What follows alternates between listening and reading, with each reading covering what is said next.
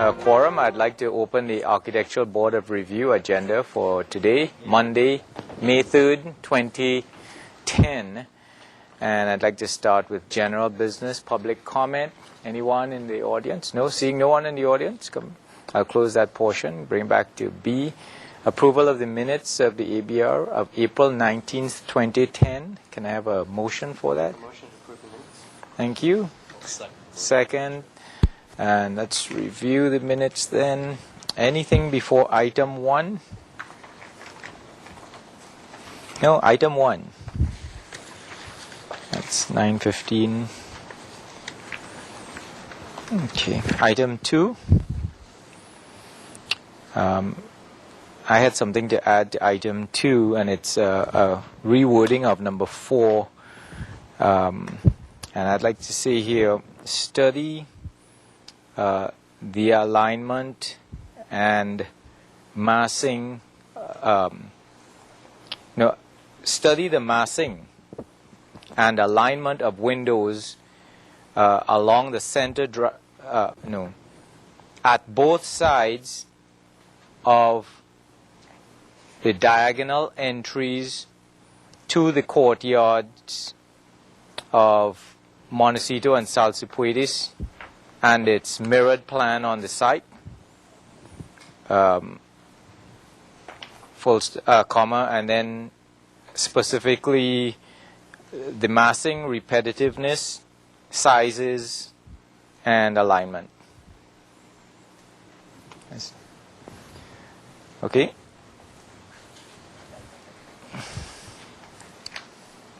Item 3. I had something for item 3, number 5. I'd like to add after of the property for noise impacts to the neighbors to the west. Item 4. Actually, Mr. Chair. Yeah. This might not have made it into the motion, but I thought we'd had a discussion about providing additional landscaping at the preschool area also. But it's not listed under landscaping. Was that on the western side?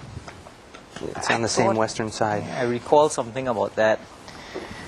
I won't forget, but it's not in the minutes. Yeah, I recall the discussion, but I don't know if it was in the minutes. Say that again? I think maybe number 5 was supposed to mention the landscape. Study the preschool play area on the west side and incorporate additional landscaping. Yeah. Because it was frying the children. We didn't have one. Yeah.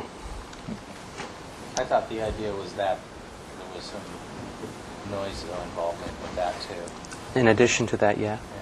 Okay. So it will now read for both noise and landscaping. Is that right? Okay. Okay. Okay. Item number 4. Number 2 of the motion, provide a high quality. And number 7, structure designed with open sides and wrought iron. Item 5. On number 4 of the motion, study an alternative finish material solution to the post sound. Item 6, and that was it. So all those in favor of the motion the minutes as reviewed, say aye. Aye. Against? Motion carries. So consent calendar, April 26th. Can I have a motion for that? So, first by Keith, second by? I'll second it. By Paul. Yes, Mr. Chair. Consent calendar for April 26th.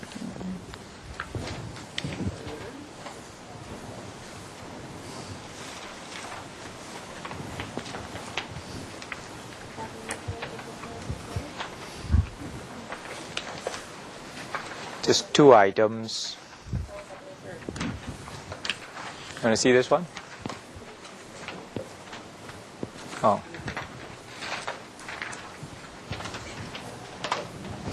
Yes, Mr. Chair. Consent calendar for Monday, April 26th. Item A, 130 Harbor Way. Final approval as submitted. Item B, 317 West Pueblo Street, continued indefinitely to the staff hearing officer with comments. Items were reviewed by Gary Moselle. Thank you. All those in favor of the minutes are reviewed, say aye. Aye. Against, motion carries. And on to consent minutes for May 3rd. Okay, consent calendar for today, Monday, May 3rd. Item A, 331 North Aliso Street, final approval of architecture with conditions. And landscaping was continued 2 weeks. Item B, 1298 Los Positas Road, final approval with conditions. Item C, 805 Senda Verde, continued indefinitely. Items were reviewed by Gary Moselle. Thanks. Yeah, we didn't do a first and second for that to open it up. All first it? Paul first, second by Keith. All those in favor of the minutes as reviewed, say aye. Aye. Against, motion carries. Thank you. And now, item D, announcements, requests for applicants for continuances, withdrawals, future agenda items. Mr. Chair, I have a couple of announcements. Yes.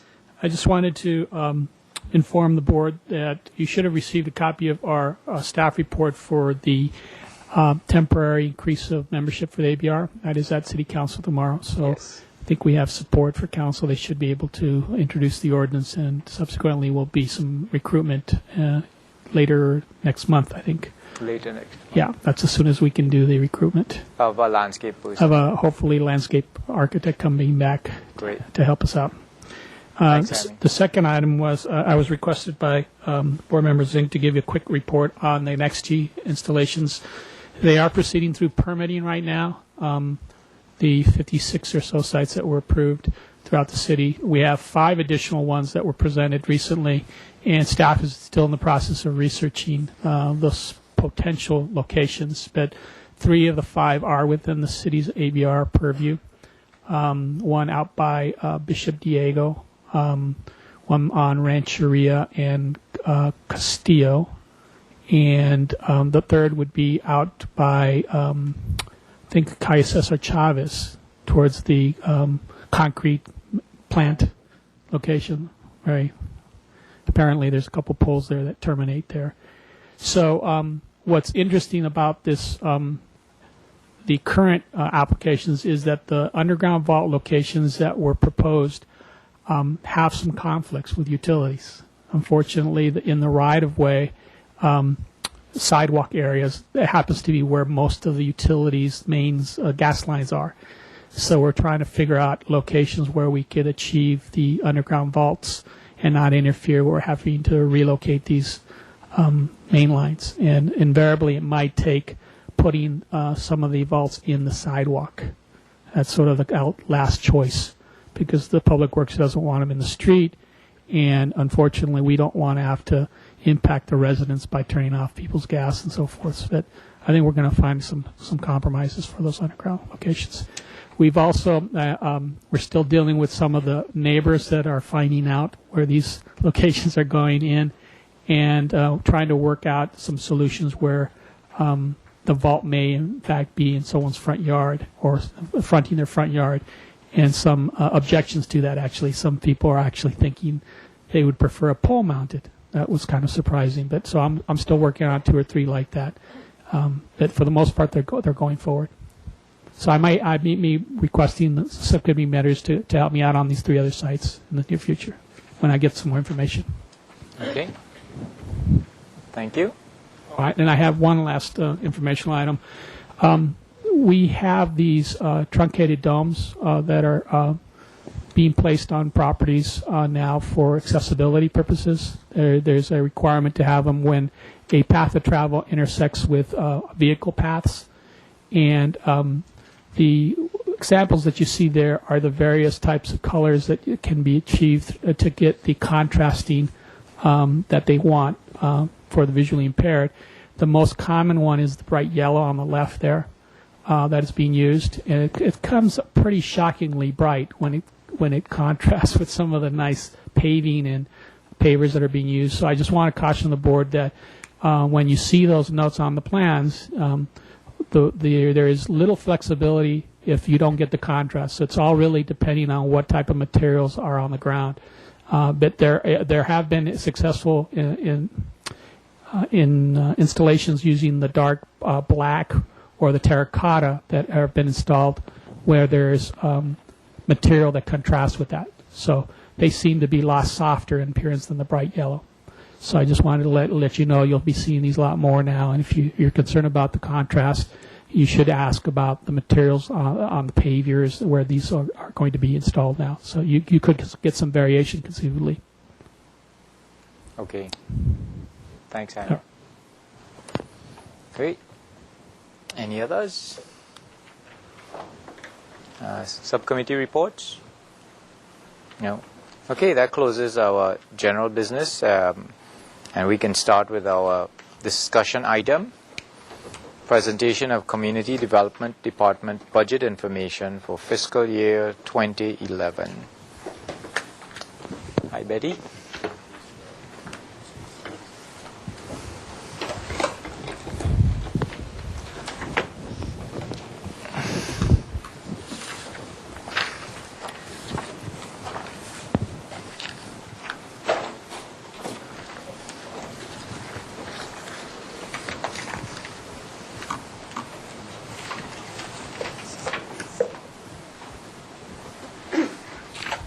Good afternoon, Chair Manson-Hing and members of the ABR. I have been making the rounds to the board and commissions to update you all on the status of the Community Development Department in terms of the city's budget.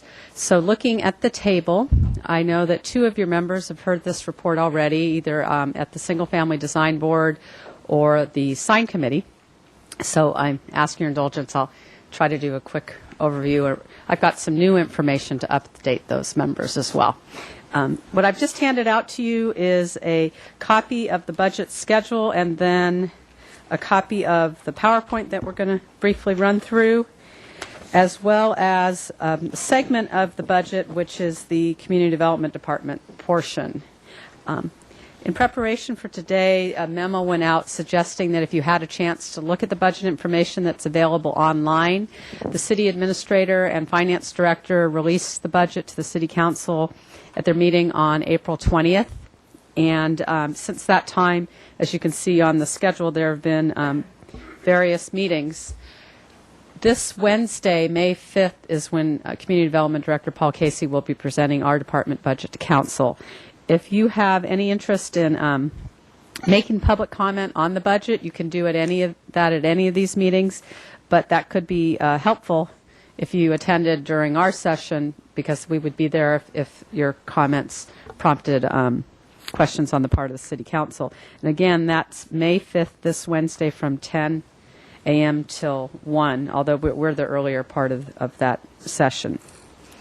So in the city's budget, an important overview is the message from the city administrator. And just quickly, of course, the highlights on that are that this has been, yet again, a second or third, depending on how you look at it, in challenging budget years where the city has had to make significant reductions in spending wherever possible, and then what have the effects of that, has that been on services and staffing levels.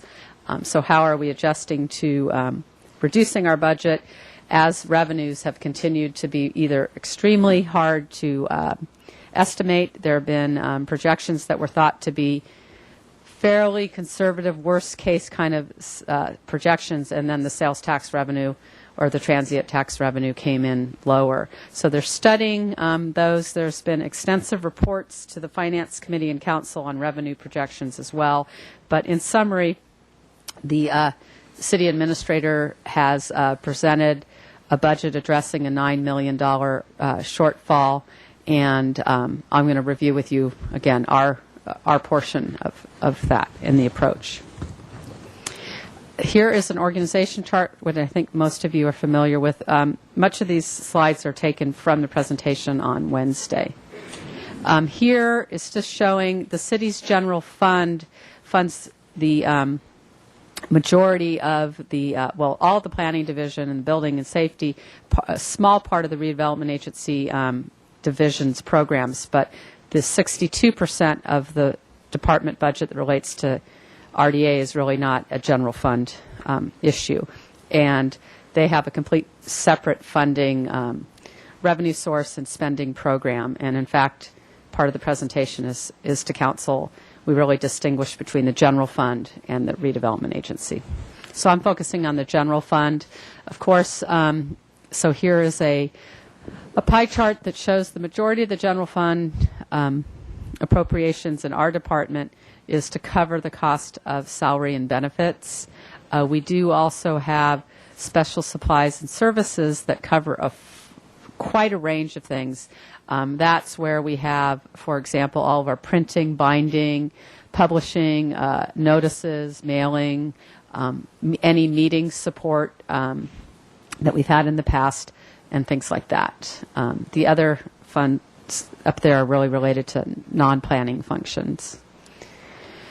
The main thing to know here in looking at this table is that since 2010, this year, and then to this current year budget that we're in, which already represented substantial cuts, are looking to reduce the general fund subsidy by 4%. What that means, the general fund subsidy, is what monies does the city administrator and finance department say is coming to our budget and our department to allocate.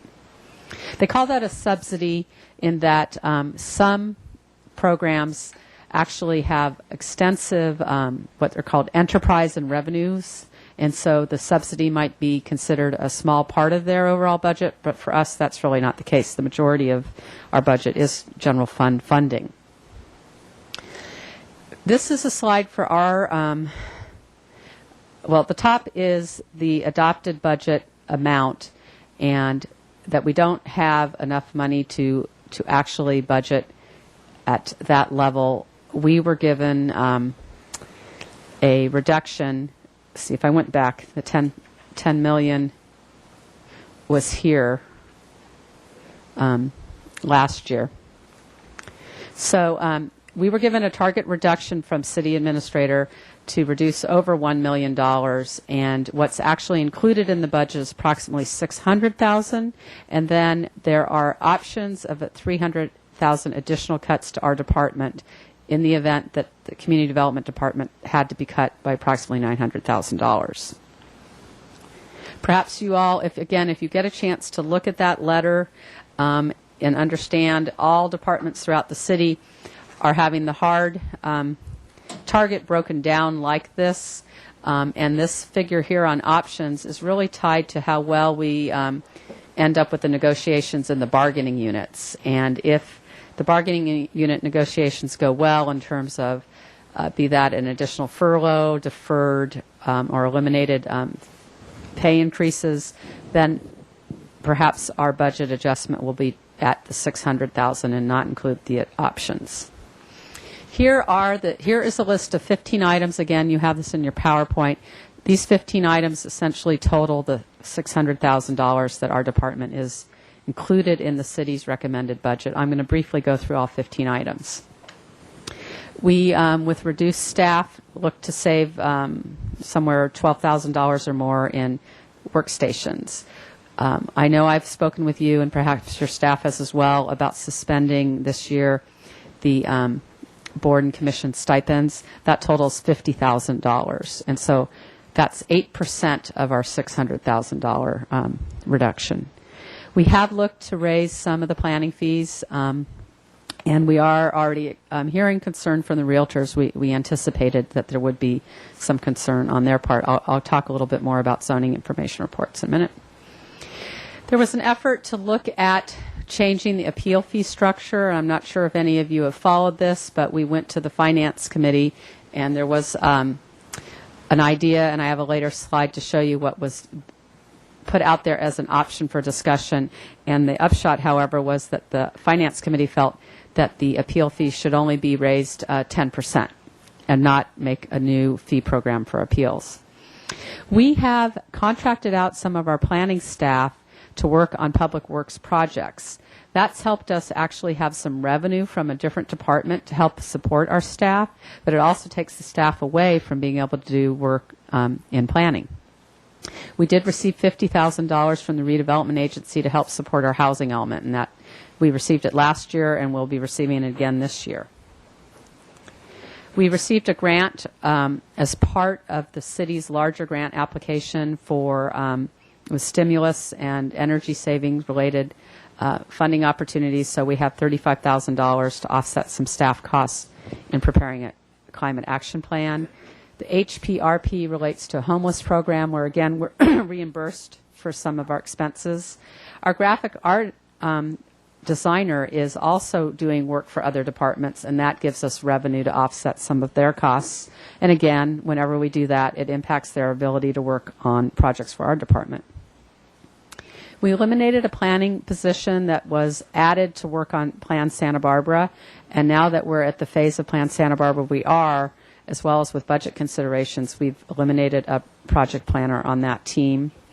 I'm sure you've all heard about Paul Casey being promoted to Assistant City Administrator, so he actually is part-time in that program. And so that's 50% of his salary is saved in our department. This is the kind of thing that we do to balance our budget. We look at where the monies are coming from, what are the staff assigned to, and what are therefore the incoming revenue and costs.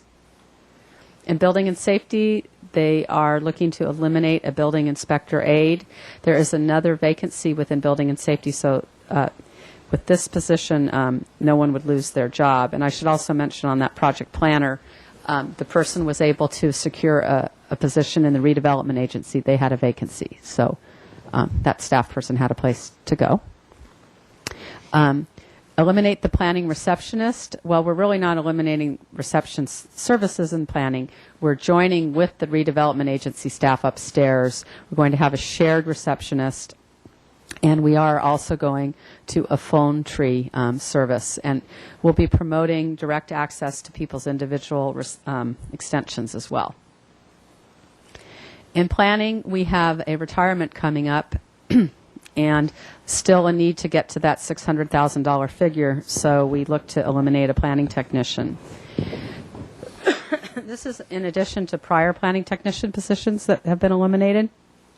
And so now, again, in year 2 of 2 years of staff reductions, this is really coming home to impact our enforcement program, how we service and staff the planning counter, as well as the sign committee.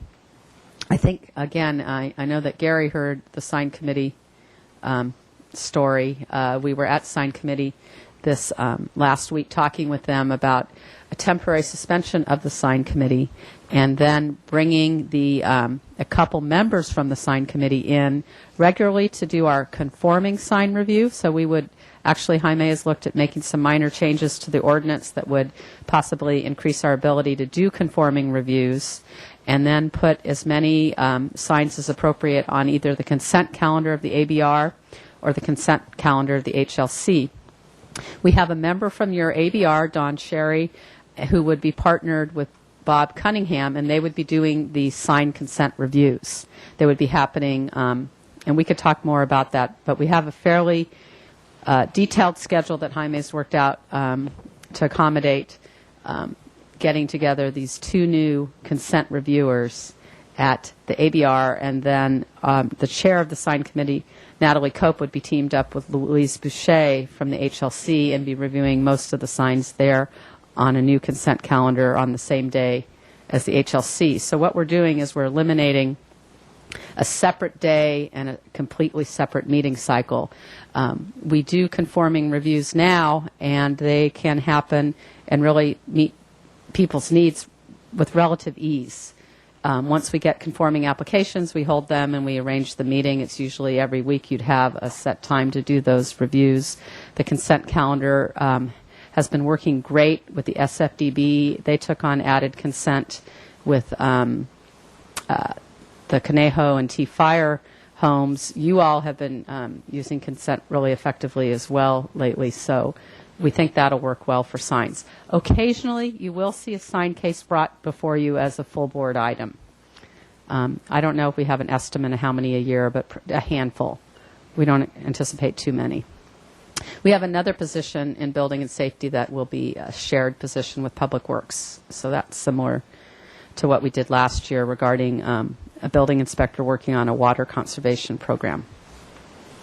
So overall, with the loss of positions, the shared positions with other programs, the overall loss and have no professional services, monies and things, our ability to work on updates of guidelines, special studies, and ordinance amendments, special projects that the council asks us to work on, that list of projects that I keep track of is going to be in a pending mode for quite some time, I expect. Also, depending on the peaks and valleys that we have in development activity, there can be some delays in the review process, and we're worried about that because you know what that's like here at this board. Some days you have really long meetings, other days they're shorter, and so our ability to ride out the peak times, we'll feel that more, and you along with us. What we are looking to do, a couple other things. We're going to make condominiums for zoning information reports, ZIRs for condos optional. That was something that was kind of thought to be a win-win. The Board of Realtors really liked that idea. I've met with them about 3 times in this last year because they've had concerns about our process and keeping up with demands and then problems that we find in ZIRs. And they'd really like us to work with them and maybe doing a completely different approach. Well, for this year, where we agreed is we would make condos optional. The ZIRs really provide a lot of good information, and we don't want to do away with this program by any means. But the added value, what you get when you look at a condominium that's primarily regulated by homeowners association, is not so great. Whereas on the rest of the properties, the ZIR is extremely helpful to keep our records up to date, and occasionally, as needed, initiate enforcement cases on things like illegal dwelling units. So we're going to try to update our environmental review guidelines too, since those procedures are very time consuming, and we're trying to be as efficient as we can be. So here's some numbers of staff, the reductions that we've had since 2009. We had 72 people in the department that were funded through the general fund, and with this $600,000 reduction, it would be down to 60 positions. You know, there are those additional $300,000 options that would bring us down further. Basically, what that means is 60 positions. That's similar to what we had in 1997, which was before a lot of efforts to expand our staff to meet peak needs and improve on customer service and things like that. So, of course, our challenge is going to be, again, how do we manage peak needs, keep up high-quality customer service with a smaller workforce? Here are some numbers specifically in building and safety, how those 12 positions break down. They went from 28 to 22 positions in that 2-year period. In planning, we went from 40 to 34, 6 positions. We did look at increasing approximately 10% some of the fees in the fee program. ABR fees, I checked in with Jaime, and our feeling was that the ABR fees are actually we want to keep them stable. Given economic conditions, people are wondering, well, why are you increasing fees? This is a time where that's kind of, if you want to help be part of a recovery, don't necessarily increase your fees. Well, we did increase fees in some areas where the amount we recover for our services is fairly small. Design review has done pretty well, almost recovering 50% of the cost. And so this year we decided not to increase any fees there, but in other areas we did. How to project any fee increase in revenue, again, really difficult, but we did decide that we think our revenues could increase by 5% depending on the level of activity. Here's the slide that was relevant when we began the appeal discussion, but as I said, the council was interested in increasing this fee, which is $395 now, only by, or this is the Finance Committee recommendation, by 10%. So the new, I think it's going to be $430. But what we put out there as an idea for discussion was that the average cost of appeals at the city, we've tracked a number of appeals. They're somewhere around 9,000, but they go up closer to 20,000 on other appeals, where you have multiple appeal hearings, like you're familiar with the Bradbury case. You know, that's multiple hearings. Or take the El Encanto Hotel, if you followed that. That's been to council a number of times. We've had mediations with neighborhood groups, multiple meetings with applicants and appellants, and so that really adds to the cost. And so we put out there the idea that the city would look to recover more of that cost and require a deposit, require mediation and effort to either resolve and make the appeal go away and save the time and money of site visits and hearings with council, et cetera, or at least refine the appeal issues if we could reach agreement that at the council meeting we all would agree on what are the key topics that we're talking about. And depending on the outcome, there could be a partial refund, 50%, 10%, you know, depending on what the outcome is. But if the appeal was just denied, for example, the full deposit might be retained. There was a lot of interest in this across all the boards and commissions and at the Finance Committee. There certainly is an interest in trying to keep the costs down for the organization, but not make appeals inaccessible. And the feeling is that if we have a high fee structure for appeals, that's going to make them inaccessible, and we want to have a better due process that supports community members, neighbors, and being able to participate in the appeal process. I think people had one view of what an appeal means, and as if it's always the big developer and always the nonprofit or one neighbor who can't afford it. That, I think you all know, that's really not the scenario in all cases. Many times at the people are just trying to make improvement to the property. It's not necessarily for huge financial gain. But in any event, that's not where we're going. I have a feeling I'll be asked to do this again some other time again. But for this year, we're not going there. Building and Safety is not increasing any of their fees this year. I mentioned that there was still $300,000 depending on how the budget goes. So if that negotiations or the council is trying to preserve some important program in Parks and Recreation and is looking for the Community Development Department to make further reductions, we could look to see losing up to 3 more positions, a project planner, a planning tech, and a records tech. Number 2 is, again, another staff sharing cost-saving measure of saving us $28,000 working on a supervisor share program. Those project planner and the supervisor, the planning tech and the records tech would all, of course, have customer service and service level impacts.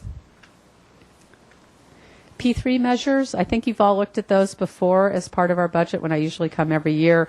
This is an integral part of the city's budget process where we lay out what our primary objectives are for the year. We track all kinds of activity, set special objectives, and so forth. So this year, looking at activity in 2010, we actually see some of the numbers looking like number of agenda items has been down about 30%, and that's true for your group as well as the Planning Commission. As far as objectives, I've really tried to peel back and say back to basics. We don't have a lot of staff to do special studies. However, we have a year-end goal that's really critical, is to work with the City Council on adoption of the General Plan Update Plan Santa Barbara by the end of this calendar year. So that concludes my overview. I'm hoping you might have some questions or things you'd like to discuss. I'd be happy to do the best I can to answer your questions. Thank you. Any questions? Thanks a lot, Betty. Any questions? I have one question. Paul? It has to do about enforcement. Is there currently a backlog on the enforcement cases that the city is currently dealing with? Yes, we traditionally have a backlog. We receive Complaints, generally through a complaint line now is our most standard practice. Then we initiate action on enforcement cases through site inspection and warning letters and such, and then we close cases. So if you look at the zoning program, P3 numbers, the primary, did I give you those? Oh, hold on. Yes, I'm sure I did. It's in the department summary towards the back. Zoning enforcement performance measures.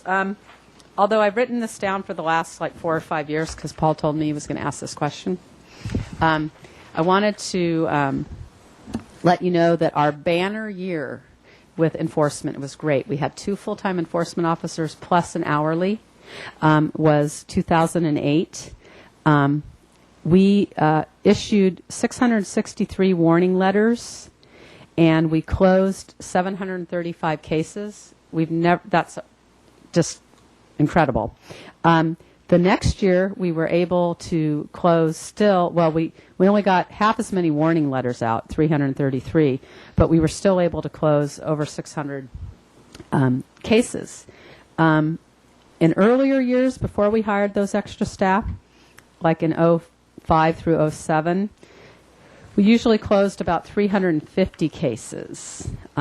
This year, we're projecting that we might close 450. That's fiscal year 10 that we're in now. I think we're easily going to drop down to the 300s next year. We'll be lucky to close 300 cases next year. Again, the cumulative impact of having lost the earlier planning technicians that did enforcement, as well as at least one that's in this budget as recommended, is going to bring our enforcement effort to maybe a half of FTE. So that's going to, and that, again, to divide that person's time on high priority illegal signs and high priority zoning cases, there will be a continued backlog of other cases that we don't get to, because on an annual basis we receive maybe 400, 500 complaints in, and like I said, a good year is maybe we get 400 closed. The big year was like 700 to close. The follow-up question is, will that have a detrimental effect, say 3 or 4 years from now, when the sign ordinances and the current codes are wanting to be enforced, but then there has been such unenforcing actions happening around town? People are going to point to all these other examples and say, no, well, they're doing this has been up for the past 3 years. Why are you picking on me? Actually, that's part of enforcement every day, every year. It's just like that, and so there's legal programs, support of our city attorneys, our training of our enforcement officers and supervisors. That isn't a justification for a violation to remain. So we move forward abating violations, whether or not they've been there for 1 year, 2 years, or in some cases many, many years even beyond that, before they come to our attention. And that might not only be due to lack of enforcement activity, but there's a lot of things that don't come to our attention for some period of time. And once it does, it's an active enforcement case, and we do follow up.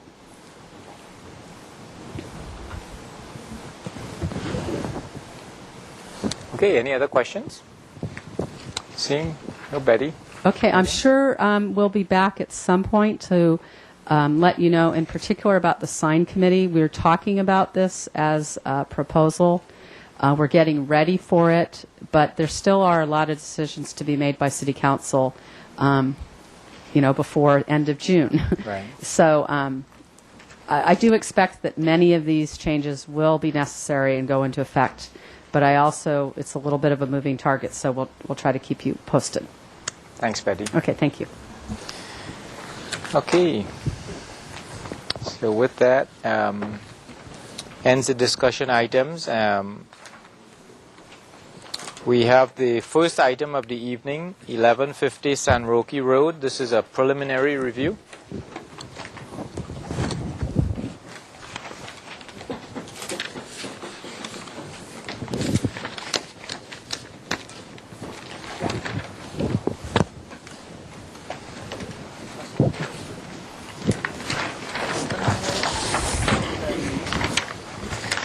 evaluation and design review starts here. Okay, thanks. I'll read the minutes while. Project planner wants to have some comments before. Okay. Sure. Okay, I'll read the minutes first, and then I'll let you, Thank you. make your comments. So let's see. The last time was March, 22nd of March. Back to indefinite to the Planning Commission and return to the full board with comments. The compatibility analysis went through. And then number 2, the board looks forward to the applicant returning with a color scheme for the proposed buildings and the entire campus. Just let me go through a few of these here.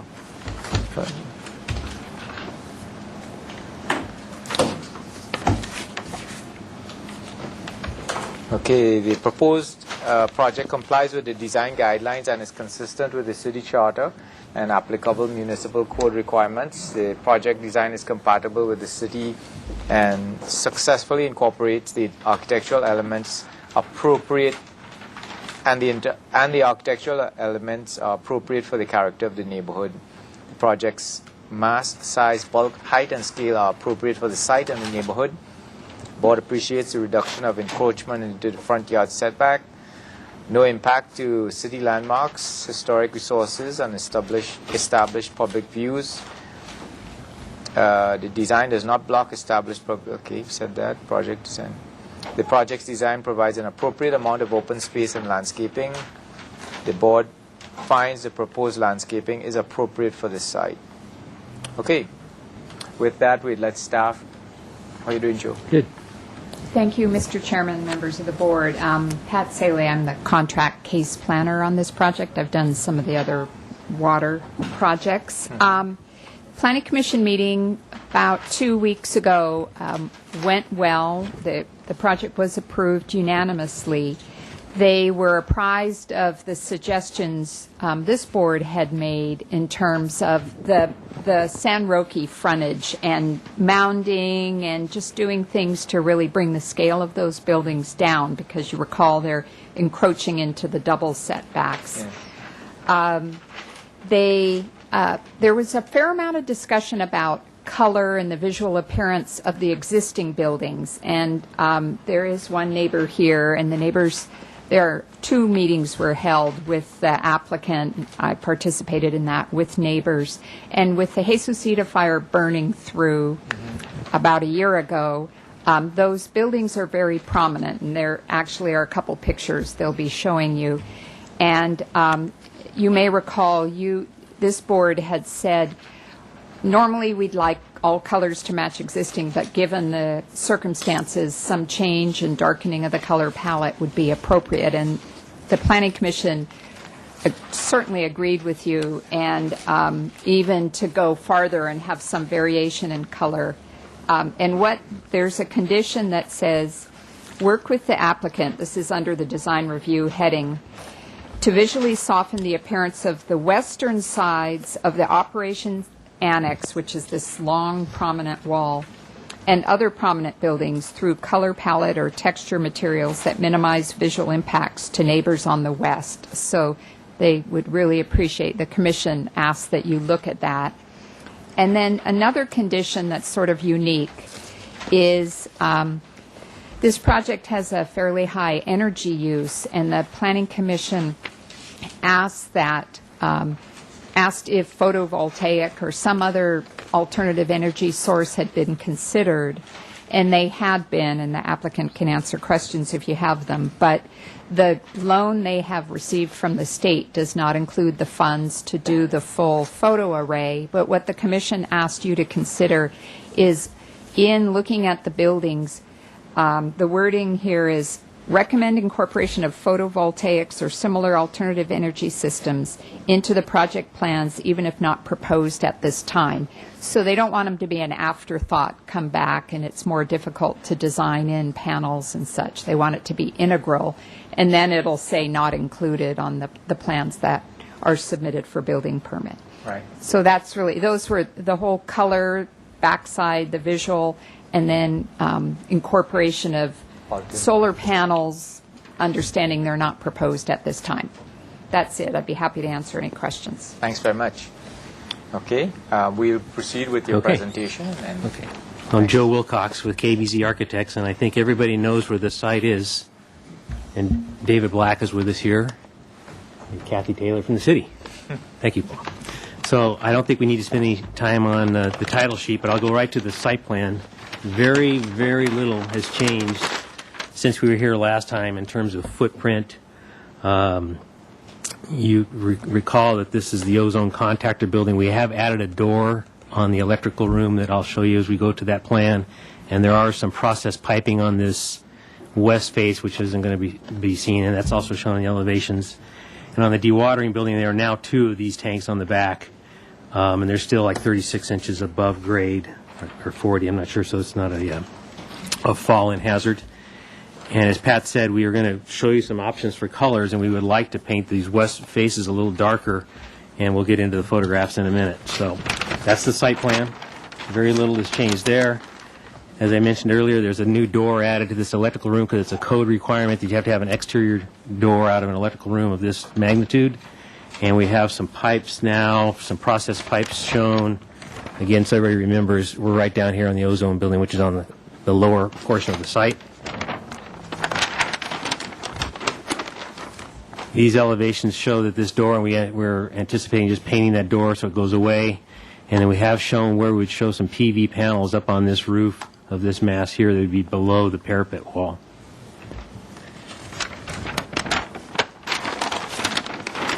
These are the 2 24-inch pipes that are overflow pipes that have to go down to the clear well on this elevation. And again, that would be on the west face of this building, which really won't be seen from San Roque Road. And we would paint those out to match the building, so hopefully it'd provide some shadow on that wall. These tank enclosures have only changed a minor amount in terms of elevations, because we've actually sunk some a little further and required a little bit more height on some of them. And then we've detailed out this door, which is a sliding gate, to kind of match this existing gate. We have found that by code we can't have any wood next to the LOX tank, so even though we call this out as wood, this will end up being metal. But again, we'll paint it out to look like that gate. And you'll see that in the final, that will be updated. The dewatering, the chemical building has stayed exactly the same as before. Again, we would like to paint this face darker than the other faces. And there were no changes in this building. CO2 tank has stayed the same, the enclosure has stayed the same. And this is the dewatering building, and I'd mentioned that we now have 2 sludge thickening basins, and they are 3'6" above grade, so no one can fall in those. Yeah. So these photos that I've passed out, we want to talk a little bit about color. We're not proposing yellow, but this oblique view, the yellow actually shows where the various new buildings are going. This is the ozone contactor building, this is the dewatering building, and these are the tank, the liquid oxygen tank and the CO2 tank, in the addition to the chemical building. And as Pat had mentioned, we met with the neighbors. In this photograph, the lighter one, is sort of their view. And since the fire, that bright wall really pops out more, and they see it more than they used to. And we're going to recommend that we come back with some earth tones for the whole campus. And what we would like to kind of show is an idea in that this color here would be the darker face, the west face, and this would be the body of all the other faces here. And I brought these other samples as this may end up being a door frame or so on. We wanted to sort of get a feel from how you felt about it. So I've talked about the color, the PV, the door, and the pipe. So that's kind of from the architectural side. That pretty much wraps up the presentation. And then David can talk about what he's done on the landscape. Sure.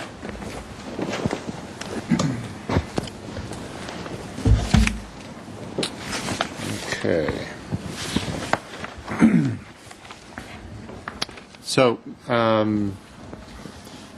the landscape, the way we've addressed it, has not changed significantly from the last time we were here. One thing that has changed, though, is this area here hasn't, as it turns out, will not be as impactful on the existing landscape as it was once before. So I'm happy to point out that all this landscape, which is this corner, all remains. So that's nice. And then the area immediately around the CO2 tank will get some additional plant material. Again, the issues that we're looking toward, or the objectives, is to, complement the existing or the new architecture, provide a sort of a native water-conserving landscape, and also, and probably most importantly, issues of fire protection. And that's the reason a lot of these trees are spread out the way they are. I've had meetings on site with Ann Marks from the City Fire Department, and those objectives hold true for the whole of the landscape that's being proposed on the site. One thing that has changed is we've had some discussions, and we have decided that we are able to. There are some 31 oak trees on site, and that would be impacted, and they're all about this size. This is the existing landscaping fronting that we did maybe 4 or 5 years ago. And so you can see some existing oak trees, and this whole area is going to end up being demolished. And sorry. There we go. Thank you, Paul. So this photograph is taken from here, looking back at the site. So obviously we've got the new ozone building going here, and I have this picture. You didn't like that. I have this picture because I think it best represents the sort of character visually that we're looking to get out here, because this entire area pretty much stripped out. So in addition to the landscape material, we're showing some soft, and it's going to be on the grading plan, some soft berms here and in here to sort of obviously try to bring down the mass of the building at this location. Now, the one thing that has changed, so these oak trees that you indicate, or I see here, or you see here, all these would have to be ordinarily otherwise removed as part of this project. So what we've decided to do is transplant them. So there's some 31 oak trees, all this size, that will be transplanted across the road. And I have this photograph here because it begins to show, that there's some areas. It actually gets wider as you move down south, but this area is up in here. But so I think that's a real benefit for the project, and goes a long ways to doing the right thing. I see. So the plan itself hasn't really changed all that much. It's just, in terms of trees, these are all oak trees. These are sycamores, some upright canopy massings to sort of soften the visual impact of the building as you come up San Roque. And we've got, in these tank enclosures, we've got, on all of them, CO2 and the oxygen, O2, we've got Ficus pumila growing on the walls here, so they'll basically green out. And I should point out, too, maybe on this plan as well, sort of an added element. I can't remember whether we discussed this the last time, but this is the administration building, and it's represented here. They're going to add an ADA required accessible ramp here, which will come in through here. These two sycamore trees, which are obviously non-native eucalyptus trees, will be removed, and they're indicated. They're in here, and then I want to point out too one last thing, because it does have a visual component to it. The property itself is secured by.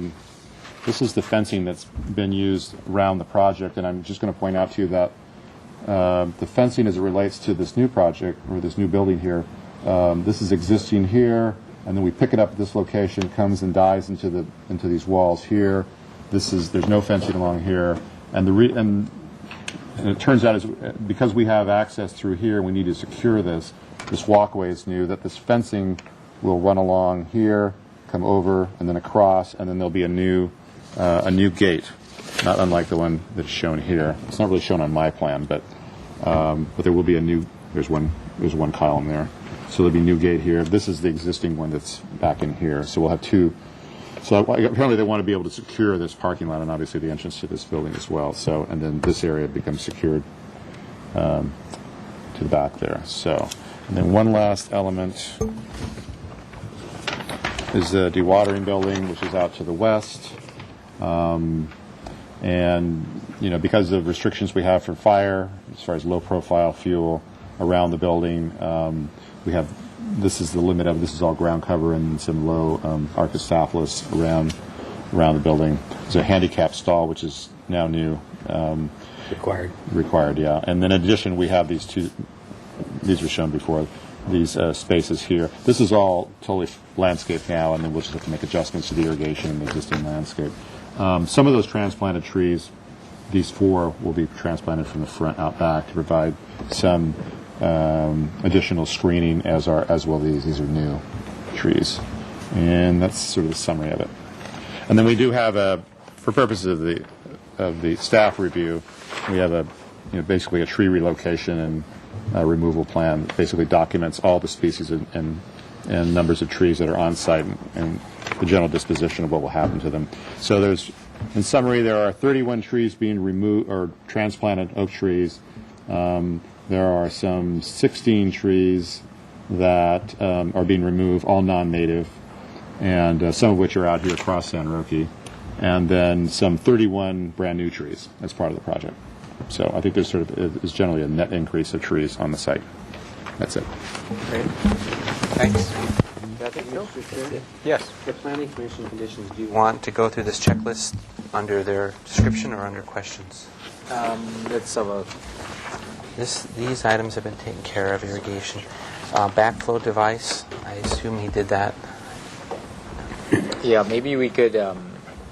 maybe we can just read these off first, and then you could answer them, and then we'll come back to public comment. So... I believe he did that. This is the trees. We did all these, okay. So... Irrigation systems, I'll do. Yes. Number 5, screening the check valve, the backflow check valve.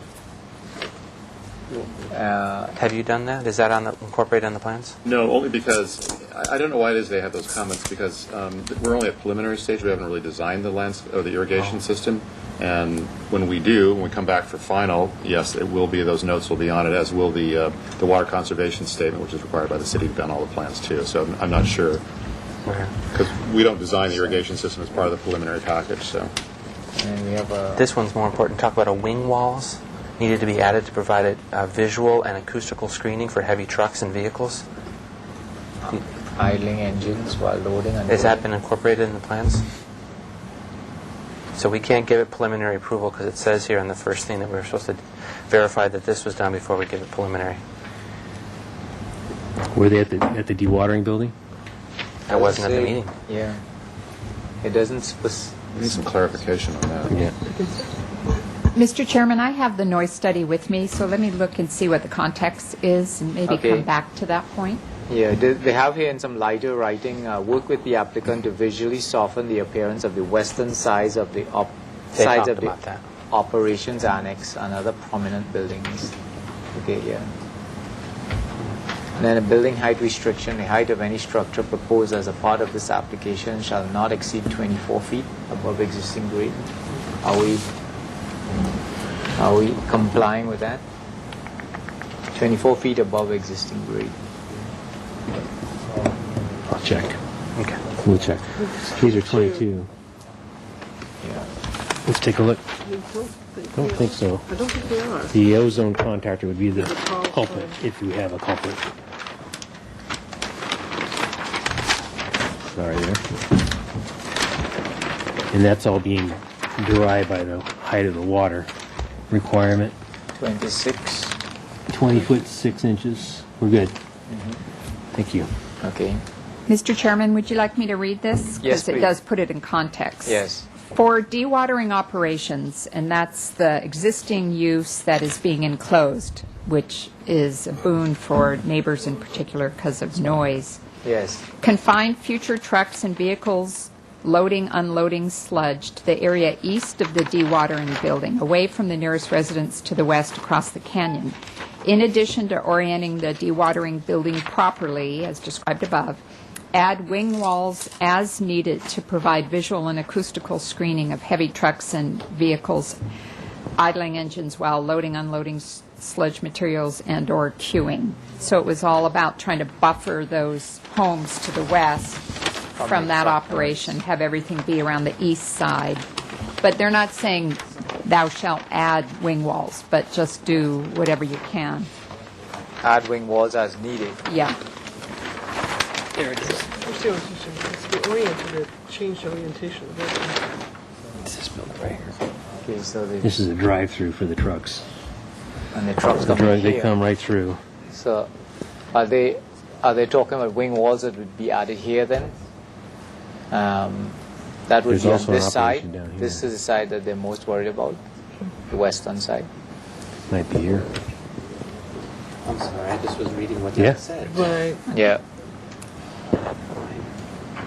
It's a Corolla question.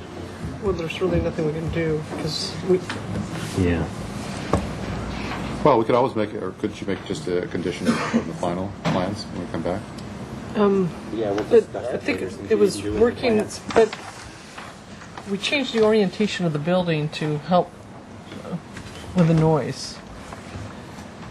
It was turned 90. Okay, it was turned 90 Yeah. degrees, and I believe it was believed that by rotating the building, that was going to help a lot with diminishing the noise. Okay, well, we'll come back to that when we get into the questions and that sort of thing. So, I open for public comment now, and I have a public speaking form filled out for John Elliston.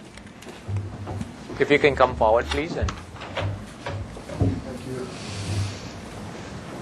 Should I give this letter to you? you can give it to staff to read. Yeah. Sorry, I didn't make more copies. The Planning Commission all got copies. Okay. I'm John Elliston. I live on Ontario Hills Lane, which is directly across the canyon to the west from the water plant.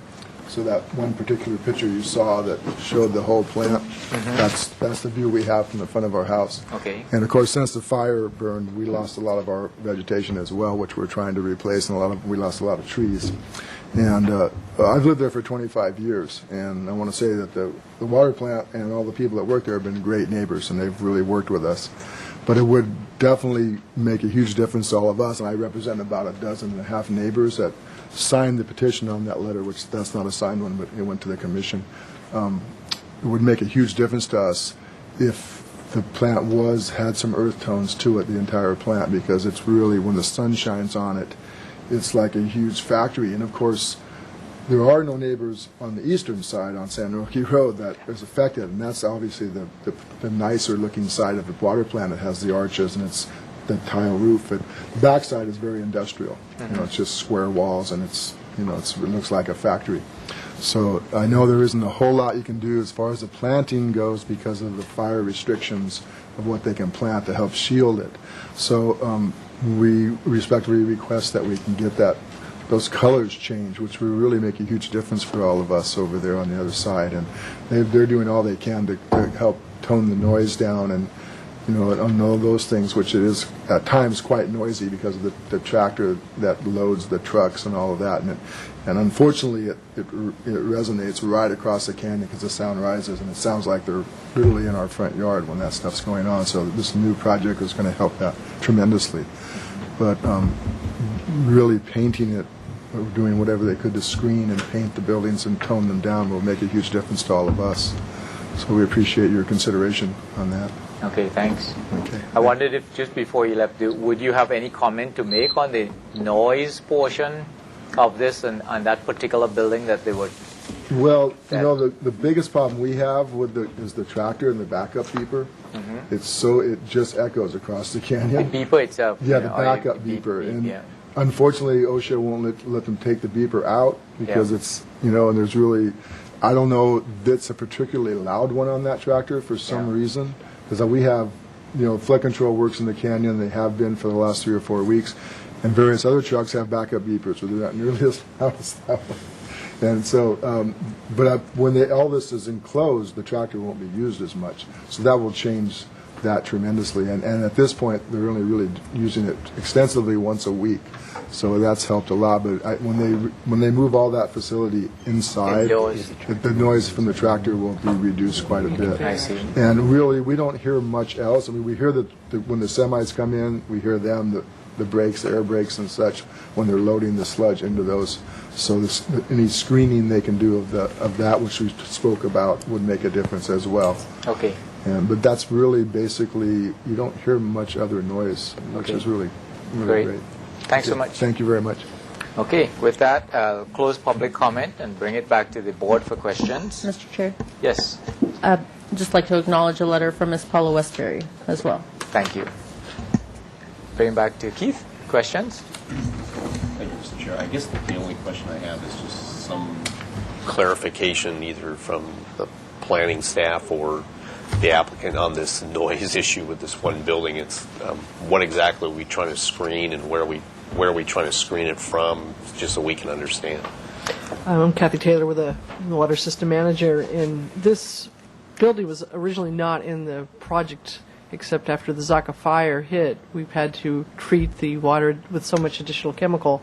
As a result, we have so much additional sludge. So essentially, the noise that our neighbor is hearing is essentially emergency measures that we're still continuing right now for treating the water to meet the EPA conditions. As a result, we're proposing this building to contain these operations to quiet down the neighborhood. And the wing walls, originally, when we proposed this project and we had the acoustical noise study done, the building was rotated 90 degrees, and so the trucks would be driving up to the wall, up to the building from the south, exposing the western portion to the noisy trucks. So that's when he was saying, what can you do to diminish the noise, such as a wing wall? Rather than that, we rotated the building 90 degrees, so the trucks and the noise, it won't be shooting directly across. And by enclosing these operations indoors, we really think that it'll be a true benefit to the neighbors, and we will get rid of the emergency activities going on with the water treatment up there. Thank you. Thanks. James Winslow, engineer for the city on the project. If I can speak in for the design of this, we also, Corolla, our design engineer, in terms of also rotating the building, allowed the trucks to circle around the building and then come up from the south side, as opposed to coming in and having to back up and load that way. So that helps in terms of the noise. The way the building was reoriented, it blocks part of the sound as well from going across the canyon. So maybe you could just run through that operation on this site plan here to show us how that operation works. Where their properties are over here. Their property, correct. Their properties are over here, and so when you come in, the main road, they've reoriented so they come around this way, and then the loading takes place over here. Trucks do not drive through the center of the building. This is just for entrance, egress, and egress of loader and other equipment. So trucks will be loaded on this side, and their housing and stuff is over on this side. So over it's here. correct. Okay. So you said they go around, Yep. and then they go forward, and then they reverse into. There is no reverse in this situation. We've tried to minimize any backing up of the trucks Okay. in this equipment. The only reverse will still be the loader, because of course it has to go back and forth from the truck to the There's a sludge. conveyor belt that takes the stuff out to this area here. Yep. And then the trucks just load it. Okay, so the truck just stays and faces this way, Correct. and then that loader will just come and load stuff in here, and he's in this little recessed. Right, yeah. The Is conveyor that- takes all the sludge and it dries more in this area, and then they just load from here right straight into the trucks. And this is all at this landscaping here is all at this is generally one level here. Yes. And we are, like David said, we are putting more trees along the side. I think you said 4 or 5, David? Oh, at the back. On the back side, and that will also help with, Yeah, this is the... so.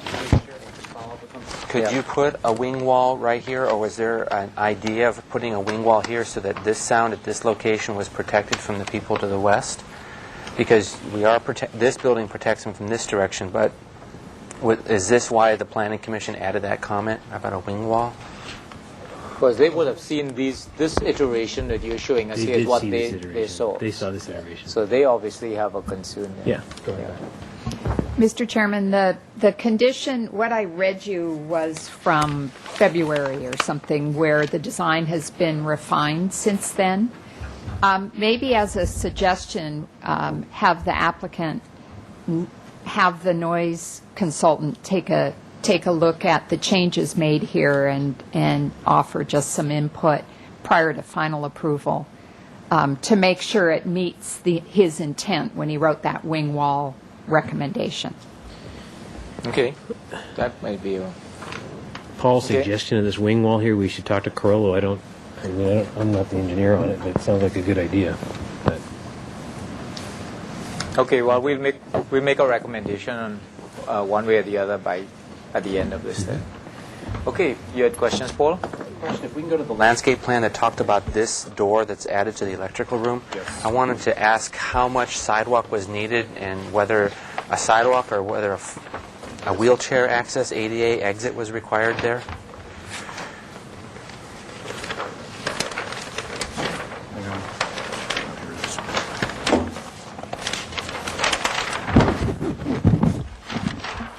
To answer your question, since it's a required exit way, yes, it has to be accessible. Okay. And if I remember right, the door was in this first bay? The door is right here. Okay, so the sidewalk doesn't have to go all the rest of the way. The sidewalk could stop. I'm asking, could the Yes. sidewalk stop and end at this first arch? Let me just verify that I'm answering the question correctly. It's been a while since I've seen it. It's this, yeah, you're right, it's first arch in, so he could reduce the amount of sidewalk to here. Yeah. You could. In which case, we'd bring the fence off there rather than off the corner, but I always felt like coming off the corner of the building just made more sense, but however you'd like it, it's fine with us. Or you could leave it green behind the fence. Yeah. But the fence will be there. Yeah. But you're right, Paul. Okay, thanks. Clay? No questions? Gary? Yeah, I have two questions. One was, what was the reason for the 4-tree removal on across the street? Well, the 4 trees over there are Tipuanas. They're non-native trees that were not part of our original plan 4 or 5 years ago. They were done in-house by the Cape staff, and I never really favored that to begin with when I saw it because it was non-native, and so essentially what we're doing is we're taking out those 4 non-natives and replacing them with transplanted 31 native oak trees. So you're changing to native species across Correct. the street. Okay, and then the other question was about the overflow piping. Where does that get daylighted at? It goes directly into the clear well, which is to the west of that wall.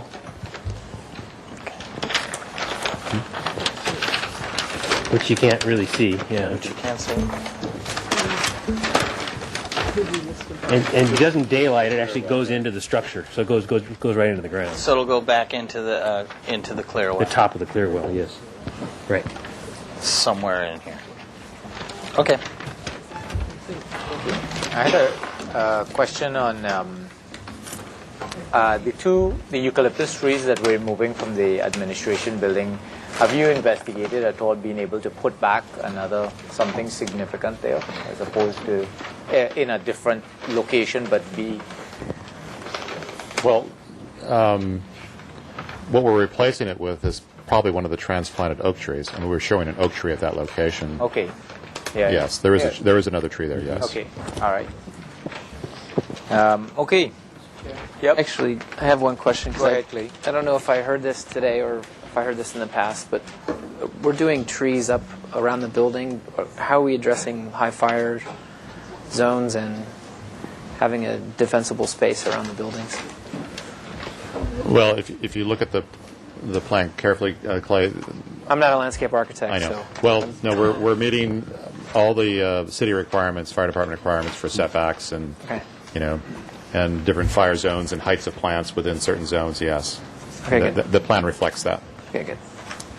Okay.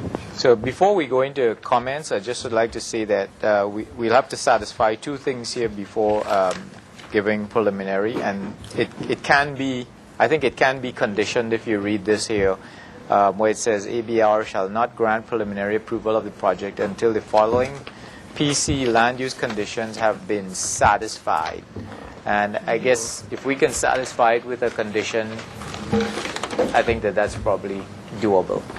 And so we're looking at the noise and visual screening of this building here, which is the dewatering plant, the screening of the check valve backflow, and we would like to have the landscaping reviewed by our landscape architect, so that may come back on the last. A little confusion here. Here is the wing wall. It's not shown in the plan because we took the old, but that is the wing wall. It's 7 feet high, and it's all in front of the, it'll be masonry and plaster, all in front of the solid handling structure. Smarter than we thought. Yeah. Yeah, sorry. It looks like there's a wing wall on both sides. Am I right? Yes. Yes. They have to show that on their site. We need to show it on the site plan. So we Okay. do have it in the elevation We can just draw it on. 3 on Okay. sheet, yeah. Seriously, draw it on. Yeah. Okay, we have some wing walls, and so that may take care of our noise and visual screening. We'll get a detail for that when you come back in Okay. final, right? Okay, so into comments, Keith. Thank you, Mr. Chair. Well, I think now that we've solved the screening, mystery screen, I think the project's ready for preliminary approval. As Chris said, the exception of the landscape, since our person isn't here today. I like the direction you're going with the colors. I think having the darker color to the west is definitely a benefit to the neighbor. I wouldn't go that dark, perhaps, but I would throw out a suggestion. Maybe you guys can do some giant, brush outs on the side of a truck or something, and get with the neighbors and kind of maybe make the final selection in that manner. But I think the direction you're going there is fine. I particularly like the way you've reused all the existing trees that were being removed. So, like I said, I think it's ready for preliminary on the architecture today. Great, thanks, Keith. Paul? I guess my only comment about the color was that the whole building should be the same color, not just the west be one, then turn the corner and have it a different color, even slighter tone. That's just my 2 cents. And then the second thing was to see a roof plan of where the solar was going to be located, to see how extensive you're going to be pre-engineering the roof for future solar panels. Because you did we show need it to in integrate that with the skylights and anything else that's up there. So it's just a comment for later before final is actually to see where the future solar panels would be located so it satisfies the PC comments, and then the engineering would already be in place for the roof structure for those panels. Thanks a lot, Paul. Clay? I pretty much agree with everything thus far. My comment would just be related to solar panels, photovoltaic, that look to maximize it as much as you can. Thanks. Gary?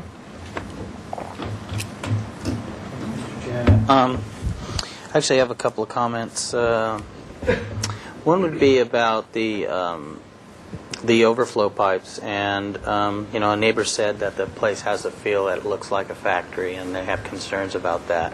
And we look at the rear of the building. We've already created some. We look at the west side. We've created the facades there, and they're 24-inch.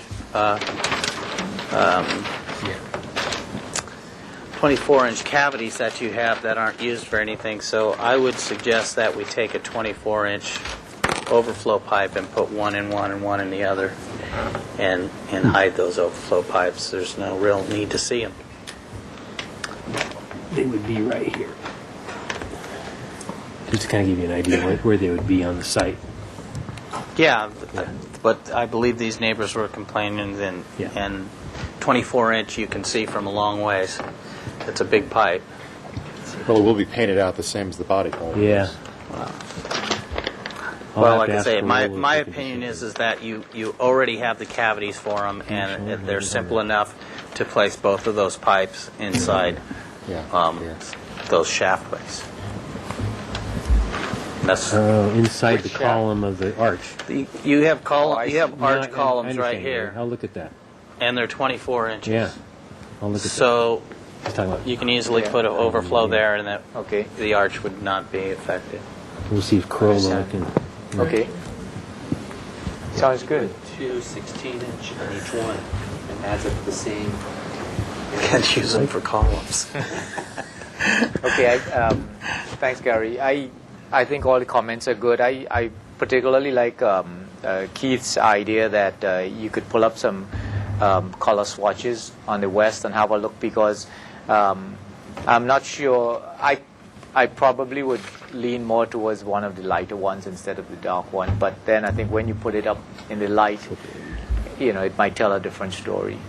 Because sometimes the dark one looks fine in the bright light also. Especially such a long, large surface. Yeah, but Well, just so we're putting up clear a then, panel. Chris, I mean, this was the color we were thinking about for the west-facing wall. Right. And then maybe this for the Rest body of of the rest of all the new facilities. And then eventually, the entire campus would be this color. Yeah, I guess for me, likewise, I don't like the idea of having one side of the building darker than the other, but if that's the one that's going to solve this Yes. particular problem, I'm totally fine with that.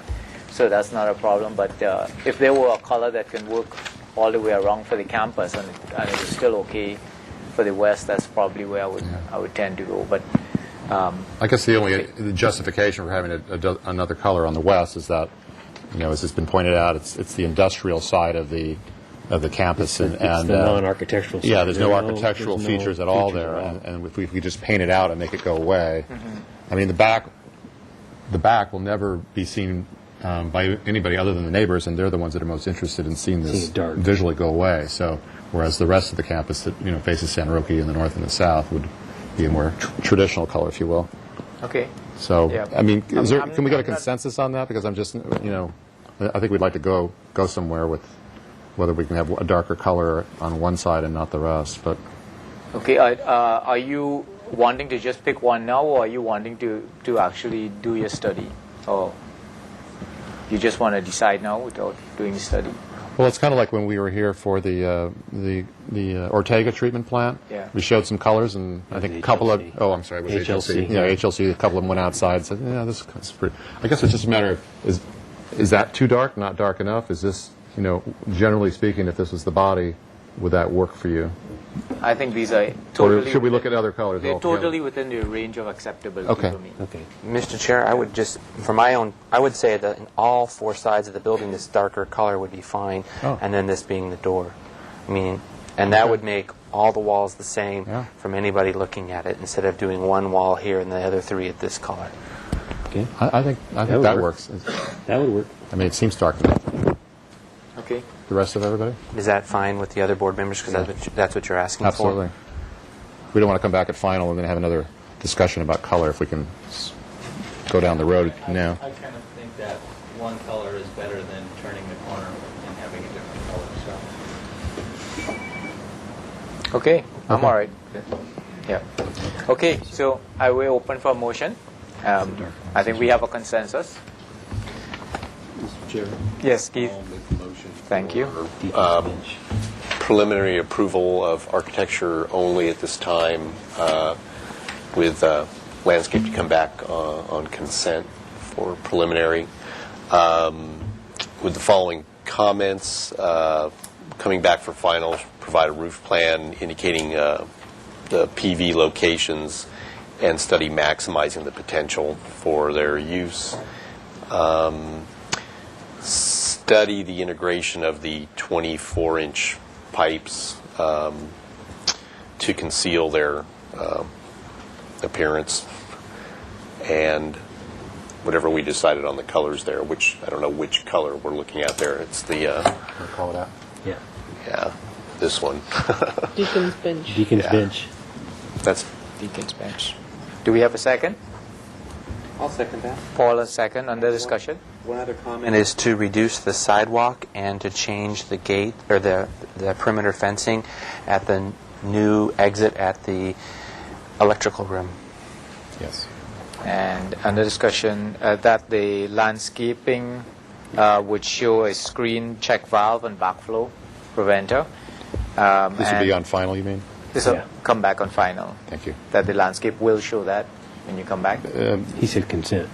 Well, point of clarification, when I come back and talk to Carol, do I arrange my own meeting, say your next meeting before, and run over the preliminary with her then, or does it come back at Mr. Chair, my intent was that the landscape would come to consent for preliminary, since we don't feel comfortable giving it preliminary without our. So I just have to get on the consent agenda, Yes. like next week or whatever? Sure. Okay, I understand. all right. Thank you. And that you'd come back for details on the noise wall. Screen wall. Screen wall. Okay. Another question, Mr. Chair. Keith, was this for final on consent? Or final at full board? I'm comfortable with final one. So. Okay, great. All those in favor of the motion say aye. Aye. Against? Motion carries. One abstention. Thank you. Thanks very much. Good seeing you, Chris. Take care. Same here. It's been a lot of midnight hours. You know, Cal Poly way. Okay. We're running about 20 minutes behind. Item number 2, 3052 State Street. Can I grab it? Yeah.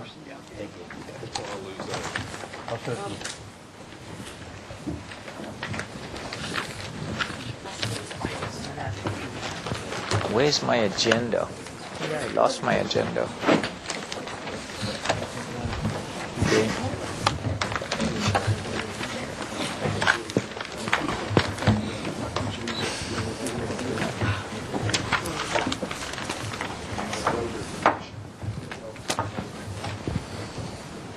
Here we have some minutes. Thank you. I'll start with the minutes. Okay. Back to full board with the comments. Provide location and heights of all mechanical equipment and provide appropriate screening per the Upper State Street design guidelines. Provide a high-quality pedestrian experience for the State Street entrance per the Upper State Street guidelines.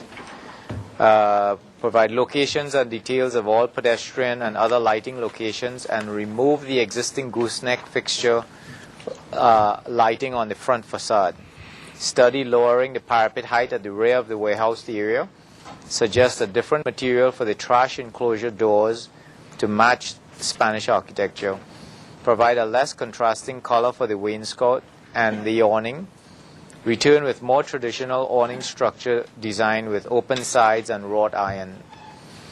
Provide a more suitable location for the proposed bicycle parking. Indicate on the plans the specific locations of opaque and clear window glass with reference to the interior display heights near the windows.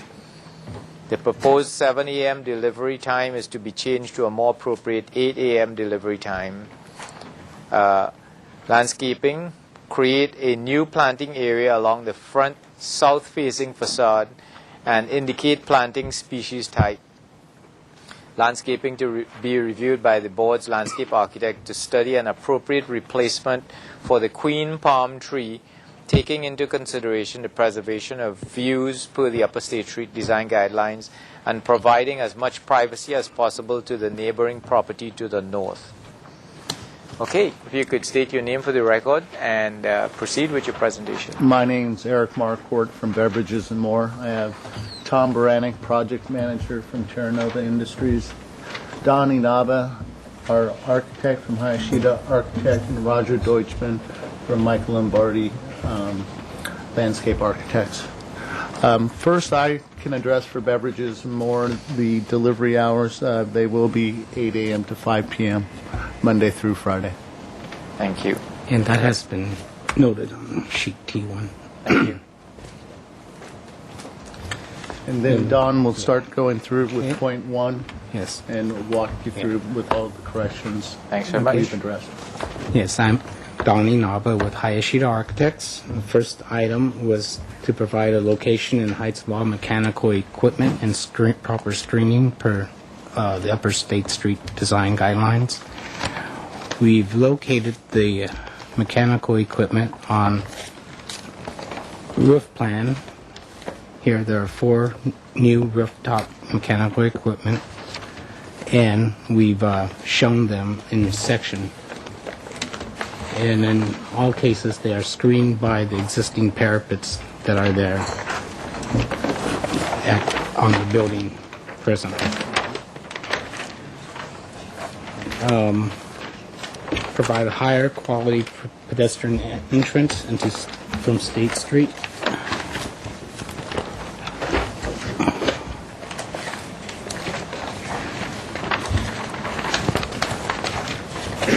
Here I worked with Steve Foley.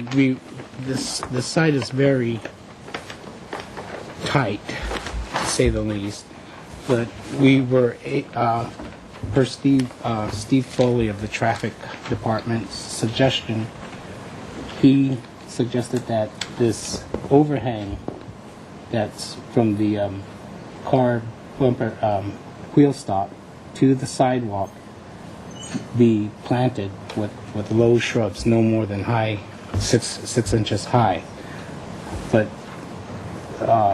and we were able to shift the entire parking lot over 7 inches without affecting the existing trees, and to create another planting strip next to the building. Now, what happens is, as you come into from State Street, we have these pole-mounted light fixtures. The same light fixture, this except the pole-mounted one. You can see it better here. To create a nice entry from State Street along this walkway. Oops, sorry. And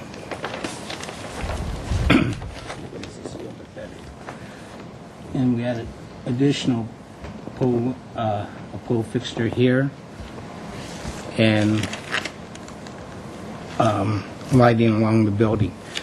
The walkway will match the existing pavement stone tiles that are there now. So it'll be the same walk all the way to the entry of the building. To break up the wall that's of the building that's here, we added some lattice work where the vines will grow up and help create a more pleasant entry walkway to the entry.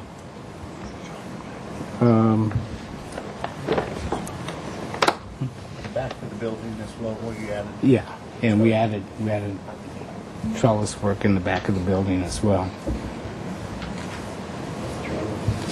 Did you go ahead? Basically a trellis or a lattice on the building that a vine will grow on, and we'll be planting the trumpet vine on it, and that's again along that building elevation as well as in the back.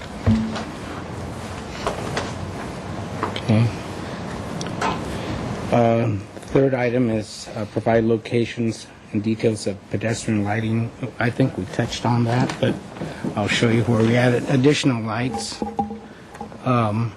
There's one here in this finger island, here, and a two-sided pole fixture here and one here. We put the light fixtures away from the alleys, so the light, we will still maintain the 1 foot candle, but it'll not get in the neighbors, the residential neighbors in back. And all these light fixtures are on timers and will be turned off at 10 o'clock. Study lowering the parapet height at the rear of the warehouse building. We looked at that and we drew a section through the rear. What we have back there is a stockroom and a baler with the ram that goes up. But the stockroom has storage fixtures that go up to 16 feet, and it's sprinkled, so we need to have the spread, as well as we need the parapet height for the to hide the mechanical units. So we thought we had to leave the parapet height at the rear, but we thought we could reduce it a little bit by having the wainscot go up to 10 feet, as well as with these lattice work against the building to help soften that and reduce the height.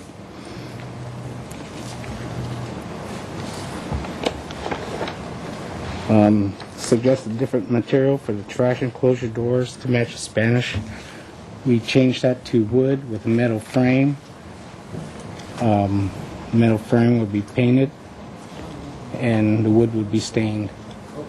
We also rotated the trash enclosure 90 degrees so its doors would not go into the alley. Provided less contrast in color for the wainscot and awnings. We had this more peach color instead of the dark brown that we came in with last time. And the awning, the green awnings that matches a lot of the, in fact, the awnings that are here on this building. Returned with a more traditional awning structure design with open sides. We had this wrought iron design, painted black, and the open sides to support the awning. Provide a more suitable location for the bicycle parking. We were able to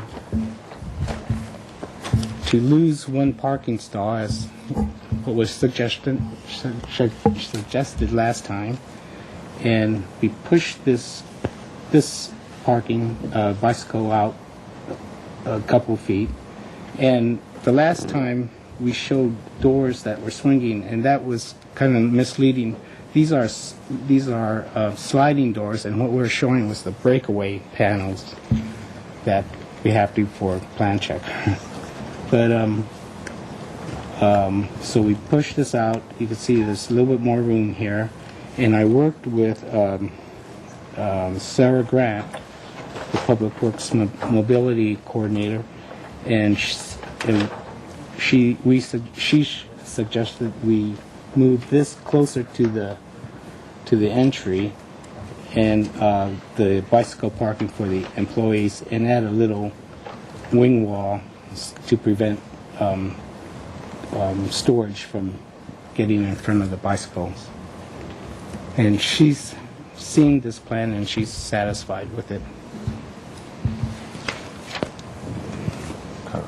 Oh, I'm sorry. And also, last time was suggested somewhere for a cart storage or cart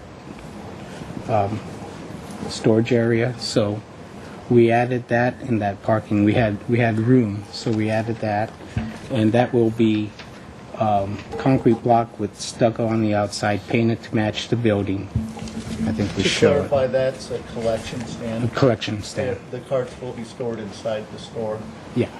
However, when the customer takes a couple cases of wine out to their car and whatnot, that'll be the place where they can return before the employees are able to go out and get the shopping carts. Okay. Indicate on the plans the opaque versus the clear. This shows it as well.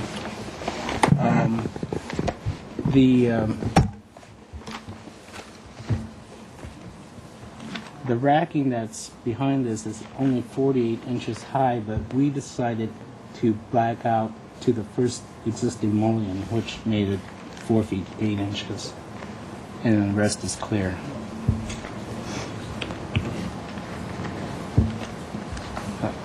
So sorry, that's the opaque, Uh-huh.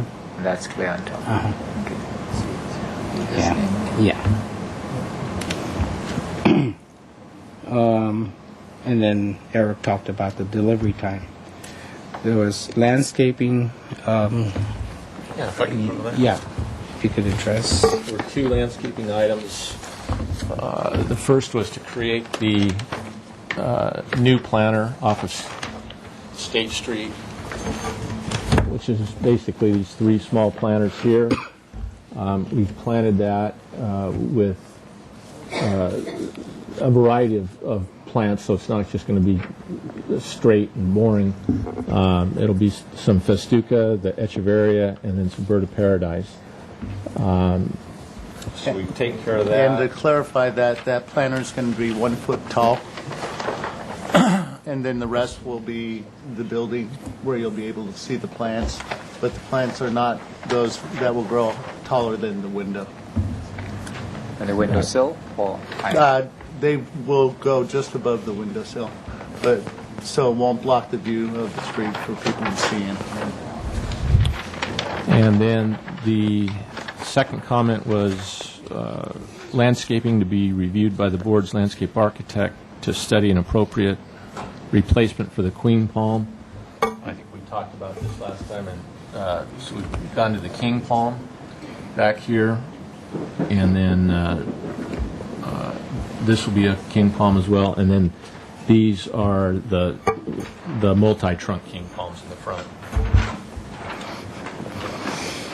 And those you did with the landscape architect?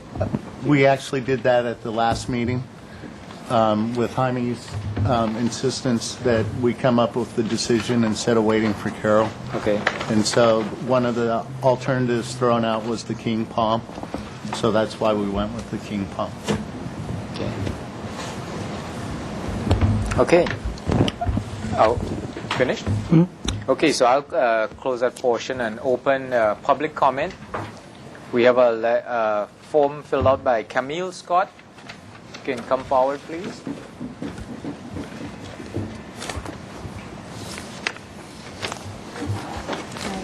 Hi. Have a seat and you can speak into that mic. Thank you. I live at 3005 Cayo Noguera, which is the street behind the alley. And my husband brought a photo of Cayo Noguera right in front of our house is the top photo. And the one below is a truck, excuse me, coming out of the alley behind Bevmo and the alley that's behind our house. And so I just, I'm very concerned about an increased truck traffic of, I heard 2 to 8 additional trucks 7 days a week. And can we see that photo real fast? yes, definitely. And today, for instance, a Budweiser truck drove in front of our house, and I understand that's that's fine, but an additional 2 to 8 extra trucks of that nature right in front of the school. Peabody School is an elementary school. I feel like it's a billboard for alcohol, the size of these trucks. And also the white truck below is coming out of the alley that's behind Bevmo, and a lot of delivery trucks drive through that alley. So the Budweiser truck is much larger than that little landscaping truck, and I'm concerned. To get a little confused here. This is the alleyway here? Yes. So this is photo of the alley. But there's no photo Right. of the actual alley or the entrance to the Bevmo. I think last time he brought a picture that was looking down the alley from where that truck is coming out, and I think he brought that last time. Is that this? That is the alley right there, and I thought he brought one of a truck in the alley also coming I don't out. recall. Two cars. I do remember seeing a photograph the Yeah. last time that was not in the alley, and it was actually a street outside that entered the alley. And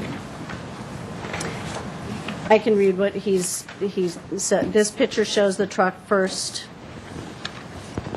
so this is the photo that we got last time here, and you can see it up on the screen. And I think that may be the entry to the alley off of the public street. Yes, it is. But it doesn't show any photographs of the alley itself or the use of trucks in the alley. Okay, That's the alley right there. Right. Right. We were just confused because you said you were showing us a picture of the alley, and I was like, I'm not seeing the alley. But Sorry. it's right here. A car coming out of the alley, excuse me. See that the alley's blocked, so that they come down, they have to go past, then they come down the street, and then they deliver off street anyways, because they can't go down the alley. That's what you can see that the beverage truck is delivering off the alley. This one here. Yeah, so that if they see that the alley's blocked, then they come around the side of the school, and then they wind In up front of our delivering house. off the alley anyway. That's all I wanted to say. Okay. So if there's an I got increase, it. it concerns me. That's interesting. Yeah. And to me, that is aesthetics, because the business is not just that one business. It is the neighborhood. It affects the whole neighborhood. Right. It's a good point. Thanks very much. Thank you very much. Okay. So with that, I'd like to close public comment and bring it back to staff. Yes, Mr. Chair, we also would like to acknowledge a letter from Ms. Paula Westbury for the record. Okay. And with that, we'll bring it back to the board for questions. Keith? Thanks very much. Take this one. I guess the only question I have is space here between the cart corral and the bikes. That's. I made a note. Sorry, Keith, there's another. So I'd like to reopen public comment. I see there's another long letter that form. John Reynolds, if you can come forward, please. Hello. I guess Sorry, Keith. I have two main concerns. That BevMo will be coming in, but the alleyway, are we going to unload trucks in the alleyway, or are they going to be able to park on the property? I think we will find that out shortly. If your concern is that The blockage of the fire lane, basically, the alleyway. the alleyway itself, Yeah. right? With all the trucks. And then the only other concern I have is I'm directly, behind them. And I was wondering what we were going to do with times of delivery. If we could bump it to 9 a.m., that would be fabulous. Where were you last week? I was standing up for you, and I said 8 instead of 7. Yeah. So we have it changed now from 8 to 5. 8 to 5. It was 7 to 5. Okay. Yeah.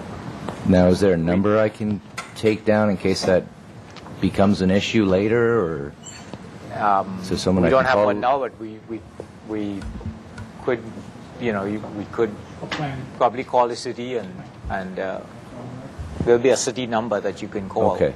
And I think that would not only be for BevMo, but for any Yeah, truck yeah. that's delivering It's on just State those- Street or anything like that. Those wine trucks tend to have the biggest beep you can possibly have. Right. The little trucks make the most noise, but my bedroom window backs up to that alleyway. Okay. So I'm just concerned on the day off or something. I work early during the week, so that's not a problem. Okay. Just on the days off. Well, we'll be asking the question on how the delivery is Perfect. actually made in terms of where the vehicle is Okay. on the property. So. Great. All right. I appreciate it. Thank you. Okay, so with that, I'll close public comment and bring it back to Keith again so he can. Thank you, Keith, for. Thank you, Mr. Chair. Yeah, I was just wondering what this space here is. It's actually access to get to this electrical panel that's right here. Thank you. I just want to. Where's that going? Oh, this is landscape. That's it, Keith? Dawn, questions? A couple of questions. One is, you're planning on bringing, I think you said before you're planning on bringing the delivery trucks and they back in and out of the alley to make their deliveries. Is that correct? Okay, that answers a question that one of the public. If I can show on Actually backs in right here. Yes. Right, I saw SD, that.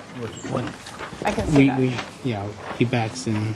So the truck would make a full. Yeah, He but won't stay in will the be, alley. Yeah, he'll be out of the alley. Okay. And I have a couple questions for staff. Is the alleyway not been used for any delivery trucks in the past, and this is a new concept for the alley? Are there other? I'm not understanding. Is there a problem with the alley that anybody knows about? Not that we're aware of, but this project was routed to transportation for those traffic movements, and they appeared to work. There was a furniture store. I would take that there was similar deliveries, but maybe not of the quantity. Probably less, right? Yes. Yeah. And I had another question for staff. What's the height limit for any proposed landscaping or fencing along the alleyway for either side? There was a comment made in the Independent about one of the neighbors saying you can only plant a short fence on the alleyway, and therefore they were concerned about their privacy. I thought you could have a higher fence on an alleyway. No, what they're speaking to is that typically we do have a restriction on the front property line or the rear property line facing a street, but we do not enforce that limit on the alley. They can go up to 8 feet. They can go up to 8 feet on an alleyway. That's correct. For privacy. Unless there's a safety issue with people backing out. So then there's a neighbor that, for instance, that has a kind of transparent fence along there where you can actually see into their backyard. Right. They could feasibly put an 8-foot-high wooden fence for additional privacy. That's correct. Okay. And you said something about the doors and having to You don't have a door issue anymore, a door swinging into the area where the, No. Yeah, the the sliding bike door. They're system- sliding It's a doors. sliding door. Yes. Okay. Yeah. That's it. And also, may I, the delivery is on weekdays if I'm... That is correct, 5 days a week. Monday through Friday, not 7 days a week. Business Okay. hours then? Yes. Yeah. Okay. Yeah, Monday to Friday. Thanks. Okay, Paul? First question on sheet A, 3.1.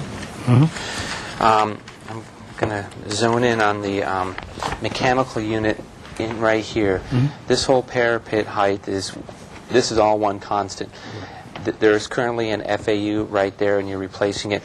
In the section right here, I noticed that there's this roof area. So really, my question is, what area of the building is this conditioning, and can this be located on this roof area so that this parapet could drop, say, 18 inches to 2 feet? Probably.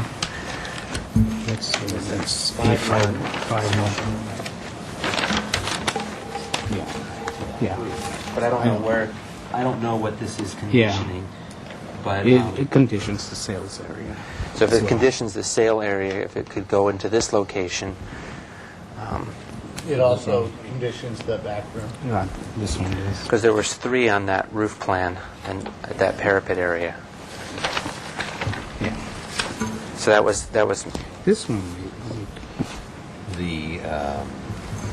This section of roof area is a barrel roof system up here, so it's a little deceiving and is very restrictive putting any more units up here because you get higher and then everything's going to be standing. I was looking at that spot right there. In this area. And what about this area right here? If you go back to that Yes. section, It looked like that it area was flat here, and this is the barrel here. So, These also are existing AC unit Yeah, locations, yeah. even though we're replacing the AC Yeah, units. yeah. But they Yeah, have we- the existing structural openings in the Yeah. roof system for that. yeah, I follow. I follow where you're coming from, but hopefully you understand where I'm coming from. Aesthetically, trying to lower that one mass a smidgen. That was my first question. The second one had to do about your new planter at the front elevation, which is right here. And you notice, if I get that photographs. Let me borrow these photos. yep. You show in your demo plan that you're actually going to blow out these things and put the planter right in there. Did you entertain the idea of leaving this thing and just taking out this concrete and putting your planter in that spot? And why did you choose one or the other over the other? Those were existing planters. They got filled in up there. That's what we're Yeah. seeing in And- that structure. We actually are keeping this here. We're going to bring it up 1 foot off the ground. If we go to your demo plan, you'll notice that it says to take out that little raised area, and your planter is going in between these two buttresses. And you understand what I'm saying? Yeah, but we are leaving the bottom 1 foot from this. Just taking out the tops, lowering them down to 1 foot tall. So there'll be So an they'll still open come out. planter. So then I go back to my initial question. You are planning on leaving this wall and just opening up the top and dropping a planter box in there. Did you ever entertain the idea of just blowing out this concrete, putting a planter there, and leaving these 3 things the way they were? And you chose one over the other for what reason?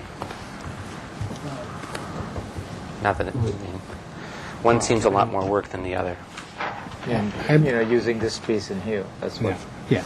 This was at one time a planter because we found a irrigation system in here. So it just made sense just to leave it as it once was in here. In there. Yeah. Yeah, there is an irrigation system in there. Okay. Last question is these truncated dome things. We just learned on a couple other projects.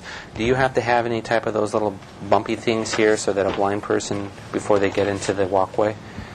Or are you not familiar with that Yeah, quite yet? I'm familiar with that. Okay. We would probably... We need to look have- at that. Yeah, we probably have to put it on here. Okay. That's all the questions I have. Okay. Clay? Gary? No questions. Okay. I had a question. What is the color of these tiles that's there right now? Oh. Is that a... We brought a big sample in for you. Okay. It's the easiest thing to do. Yeah. That's it. That is the color. That is the bottom and is the top. Okay. That's the top here. Yes, sir. So this, oh, I see. It's like it's a full concrete tile. So it's a concrete surface that was poured with some joints that were just taped so that it looks like a tile, but it's not really a tile. It actually wasn't. It was a tile? Yeah, it goes all the way down. The color goes all the way down. Okay. The color grout. Wow. That's okay. The other one was, does this pole have to be 14 feet high? Can that be lower? I mean, that's a pedestrian or it's an area lighting, or these here are at 9 feet? I believe that's... Well, the pole is 12 feet high, and the unit itself is 22 inches. Yeah. So I'm asking, does it have to be that high? we just picked the pole that comes with the light fixture. I mean, I suppose We could choose a lower one. we could choose a lower one. Okay. Yeah. What do you know what the lower options are? That was the lowest one, 12 feet, and then 20. The concern that will affect the height affects the photometrics. And so if it gets too low, then we'll actually be adding in more lighting. It may be that 12 to 14 foot It might range work, yeah. might be screened better with the trees that are there. If it being up a little bit higher with the tree canopy that's there. If we lower it, then my understanding of the sighting for the landscaping is to be able to see the mountains over the top, and then it's you have a canopy or an area that is you can't see through, and then lower is going to be a little bit open. So Okay. I see you have a 14, a 14, I think there were 14. another 14 down here. And these are, They're all 14. they're all 14. Yeah. So, and did you have a photometrics done already? Yes. And they are set at the 14? Is that for the optimum Correct. Yeah. height? Yeah. correct. So the lighting, setting these lights back off of the property line back here, by the time you get down past that property line, then your lighting is very minimal. So the intent was to not put lighting straight across the back of the alley to be, intruding on the residents behind there. Okay. 14 is pretty high. My next question is that on E 5.1. Thanks a lot. Yep. What is this? That's the light fixture at the street, and I'm sorry, maybe you shouldn't have. There's a light fixture here, and I think cut the section. It showed up, and should have just erased it. Okay, so that's not part of your That's project. not part of our project. And we're looking.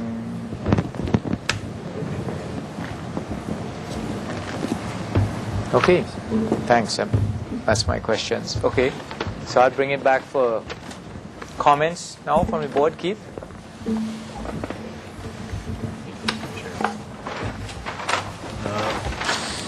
Let's see. I think with the regard to the pedestrian experience from the street, I think you've done all you can do given the amount of space that's there. And I think I still would have liked to have seen an entrance facing the street. Regarding the elevations and the colors, think this woodwork in the eaves, in the sloped portions, want to have a dark wood color similar to what's there now. Right now the drawings are just showing it as white. And I think you might want to consider painting this sort of lintel trim a dark color, the same dark color as well, to make it appear like it's wood rather than the peach color.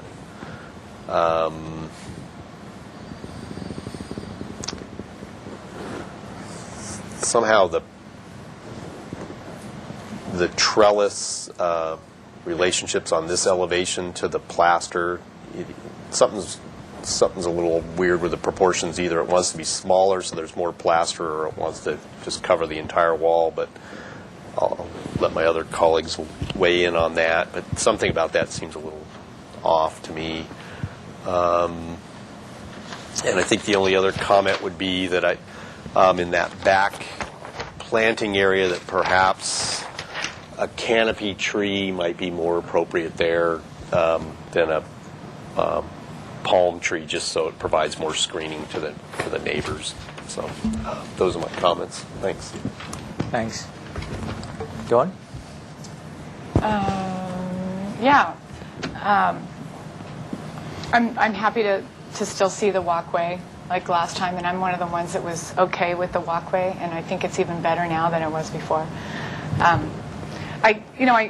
That being said, I kind of agree with Keith that it would have been nice to have had a door here, but I've said this before, I think that the way the building was designed, unless you want to just redesign the whole building, if you put the entrance here and you only needed or wanted one entrance because of security, then it doesn't make sense, because then you've got this big piece back here that then what do you do with? So that's why I'm okay with the walkway, and I think it's satisfying the intent of the Upper State Street ordinance to now provide that access from State Street, which I appreciate.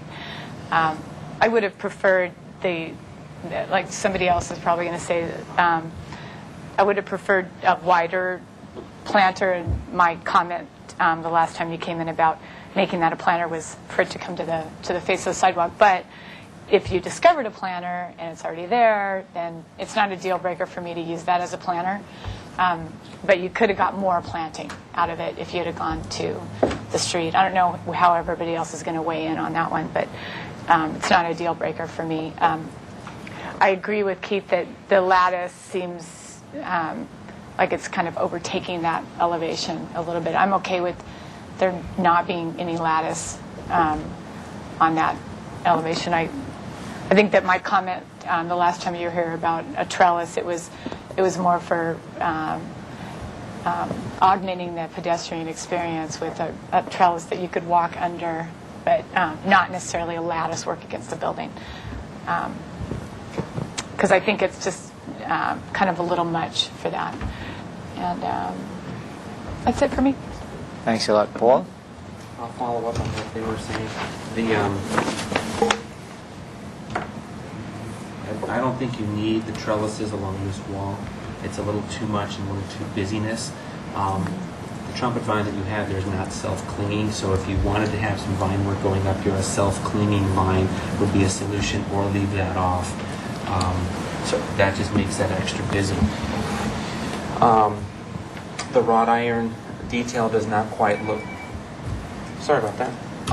Does not quite look right, because I don't think we have these horizontal members. They just come down as little frames, and they're bolted into the ground. So I would just say study some existing ones. That's a very minor comment. In this section, which is section A 5.1, you show the film at 48 inches, which is what we talked about, but it's not to the bottom of the window mullion. So it's a hiccup. So it's not really... Whether it's 48 inches or 51 inches is not the issue. It's just to go to the underside of the first window mullion. And you had it correct on the elevations. It's just more of a hiccup. In the front elevation, I'll show you in elevation and in plan, I'm somehow thinking that this pole light's not necessary, and that if it became a wall-mounted light instead, this pole light is fine. I'll show you in plan now. You have these two elements here, and then you have another pole light here. This is a wall. Perhaps this can be a wall, and this can be eliminated. And it's just because this pole is so close to the wall, it should just be on the wall itself. And then you have two of them, so maybe that's going to get too busy having two light fixtures here. I don't know what your photometrics are. So that's just a comment of eliminating one and taking the other one and making it an actual wall-mounted light fixture. Then this is a really minor thing, but that's okay to talk about. Just want to make sure that the signage you have on this face is at the same elevation as this face, because we've made that mistake in town when you drive in and one is here and one is here and it's on a corner and it just looks funky. And it's just something for you guys to know because you want to take pride in the building as well. This under comments, I think that you should just leave whatever existing architecture was there and just put landscaping in front. I think that's what the original intent was, and you don't have to destroy the original stucco that's there. So I guess I want you to study it because I think that's a less expensive solution than what you're providing, which is right into here. Somehow, I think that's just landscaping here and keep the existing architecture. The cart storage, you talk about a CMU wall or a solid wall, and I'm thinking that's a little hard and permanent. If this was a wrought iron or a metal thing was more transparent, if there's a way that you could take these bike parking and attach it to the side of the cart storage and open this up so it's for pedestrian walking as well. You lost a parking space and you're providing the cart storage. Seeing this as a solid wall is, I guess, I'm thinking of other shopping centers where they had these cart corrals and they're open air, and you guys pull in your shopping carts at night, and it's just a wire-framed enclosure. And I'm thinking that might be a softer solution, as well as how you address the truncated domes across the side. It'd be good if it was between one piece of architecture and the other piece instead of floating out here, because all you have to do is give the person a warning. So you could do the truncated domes at this point and at this point as a solution. I don't think you can. You don't think you can? No. It has to be right on the edge? Yeah. Yes. Okay, and if it's right on the edge, then you're going to have to turn the corner at this point as well, in case they're coming that way. Going that way. However, it just looks funky, but that's something to study. And then the final comment I'll make is to study relocating that FAU to that lower section. It'd be okay that this one existing mechanical might be exposed to view, but by lowering that building mass, 18 inches is beneficial. And considering you're doing so much demo here, it's not that much extra work. So that is all. And thank you for your attention to the details. Thanks, Paul Clay. Thank you, Mr. Chair. I hope Paul makes the motion. My only comments that I haven't heard any from the board yet are just except maybe Keith was touching on this, I think, are the colors. I might be the only one, but I'm struggling with the color palette just from the standpoint of very kind of dull white and a very peachy peach. You won't be the only one. I think you're going to find that color match won't be that great at the end of the day. And I would perhaps be in favor of a dark bronze window frame instead of the green. I think we're getting a little Fisher Price on our color palette. I think it needs to be toned down a little bit. And I agree with the comments about the screening. I don't think it's really necessary. I think if one idea could be that you do the screening on the back wall and don't raise the wainscoting up so high, and just do a screen along there and let it plan out and forego the color. But I don't think you need it on the elevation or on the columns on the east elevation. I don't think it's really helping the architecture or the building for that matter. That's it. Thanks, Clay. Gary? Yeah, I'll start with the paint too. I agree. I think that the peach is a bit too much. I think that needs to be a little closer to an earth tone or something. Bring it back down. I agree with Keith on the lintels. So definitely don't paint the lintels the same color as the wainscot. The wainscot that's on the back of the building, that is 10 feet 10-foot tall. I think that's a bit excessive, and that should be toned down. I would agree that perhaps that's a better use to use some screening in that area. I also agree that the screening in the pedestrian area isn't a good use. Something about the pedestrian buffer. I'm not 100% okay with the pedestrian buffer that you've supplied. What's happening is you're still using the nose of the car is still going completely over the landscape area and hits the edge of the sidewalk, and that's going to create a shock factor when somebody walks by. It's not really a buffer. You're using landscaping in the parking area. So as designed, I don't think that the pedestrian buffer meets the design guidelines that are written. I don't think it meets the intent. And I'm probably the only one on that, and I'm the last one to speak, so no one else will be talking on that. But I do believe that the intent of the State Street design guidelines is not met by that landscaping buffer. I also want to talk about the front, the glass that you've blocked out. You've blacked out the first, I'm not sure what that dimension is, but it looks like about 16 inches or so of the lower level of glass. And what I'm hoping is that, and I'm not sure by the plans, but I would imagine that the landscaping should at least increase to go above that black area. So it doesn't look like it's a blacked out window, because blacked out windows, especially the linear length of the blackout windows on State Street, is not an attractive feature at all. And that concerns me. I would prefer to see more landscaping in the front facade, and maybe remove that existing concrete that's in front of the planter, or in between the bollards, and open that up and increase some landscaping to get it at least to the height of that blacked out. And the screens we talked about, and that's it. Okay, thanks, Gary. I think the first thing I'm going to go for, the biggest, I would like to see the peach be replaced by another color for sure. I think the peach is not really appropriate to that.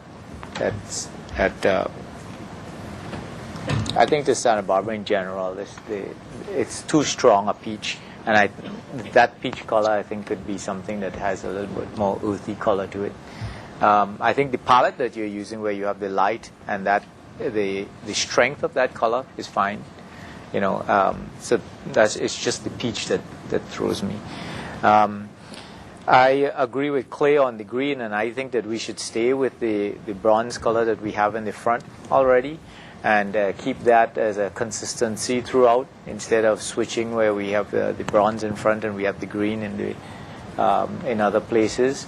We have the bronze on the garbage area, and I think that consistency works good. The wrought iron is going to look good in the bronze.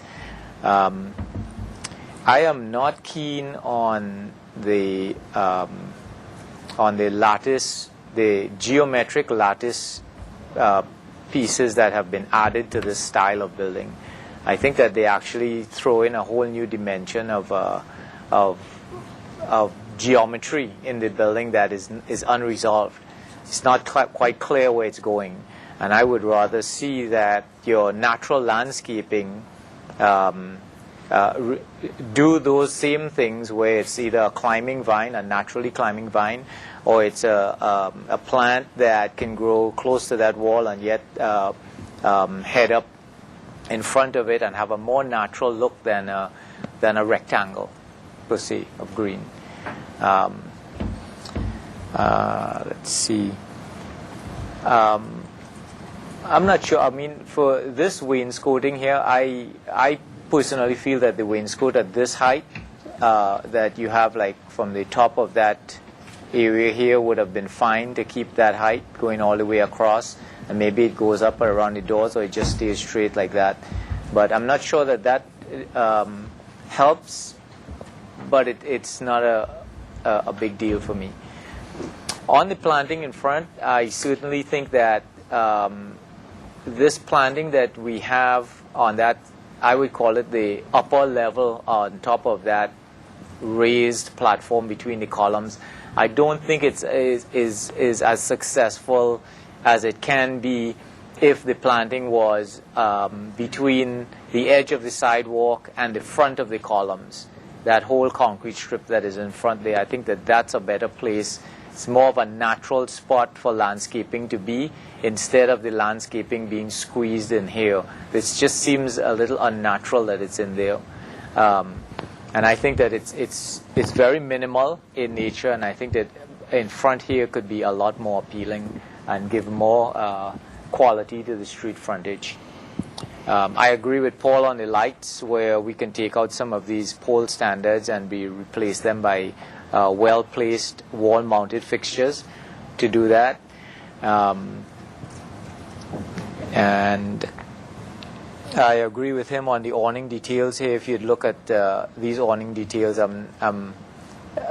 think that they're much better details than having the grill on the back wall being exposed like that against the back wall. And I think we have a lot of examples around town where this is done a lot better with all that, without that frame that has to be on the back wall.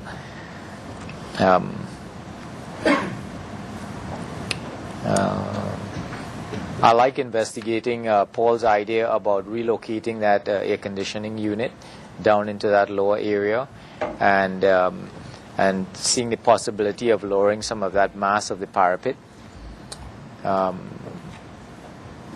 I would like to see, for me, I'm not that keen on that floor finish material that's there right now, and as that being the highlight of the pedestrian entry, I would like to see a higher quality material on that walking surface. But I'm not sure. I think I'm the only one that brought that issue up. But for me, I think that that's something that I would like to see change. Something that's a richer pedestrian experience in that area.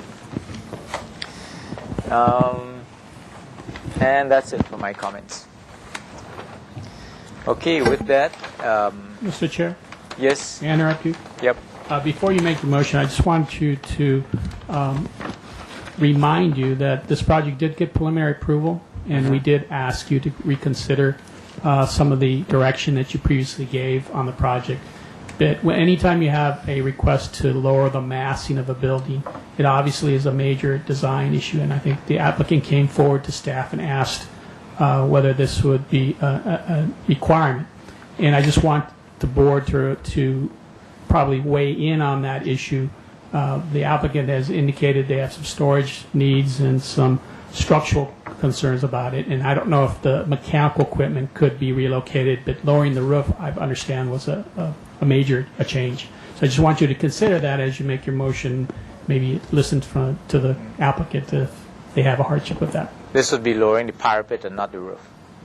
Either or, if that doesn't accomplish what you want to achieve. I just want you to know that that was conveyed to us, and I just want you to know that preliminary approval was granted, and so we have to be sensitive to that. Okay. So we're open for a motion. Mr. Chair, I had two questions for the board in general.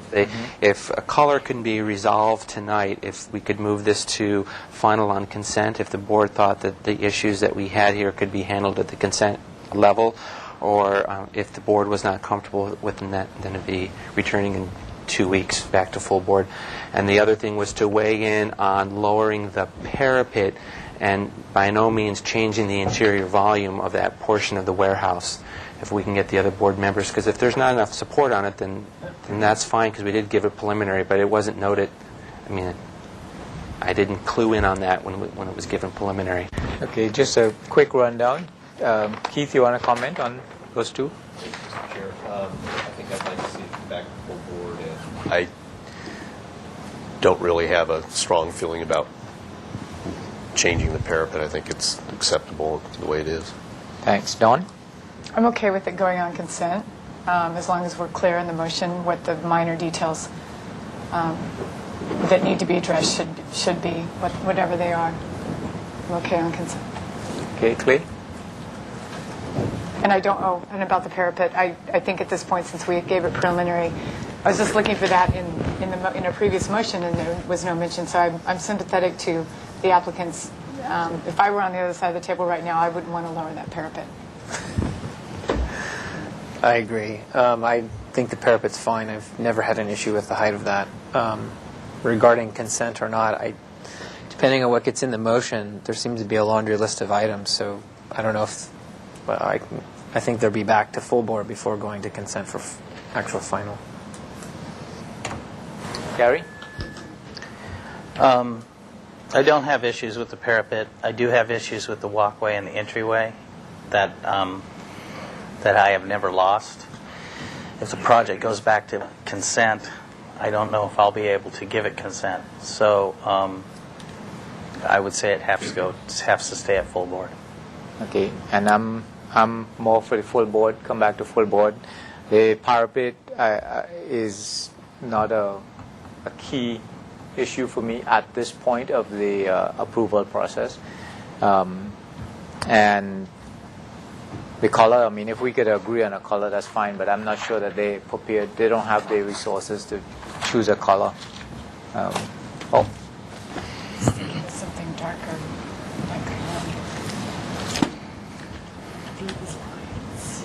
on the reds. I would Just say a let suggestion. them let them make their choice, and if they want to, we'll see if they. But it. Just a suggestion. So you have your. I'll float a motion for Yep. comments for returning back to full board in 2 weeks. Mm-hmm. And since I'm making the motion, I'll say to study lowering the parapet even though. Goodness gracious, anyways. This is to return to full board in 2 weeks with the following comments is to study lowering the parapet and relocating the FAU.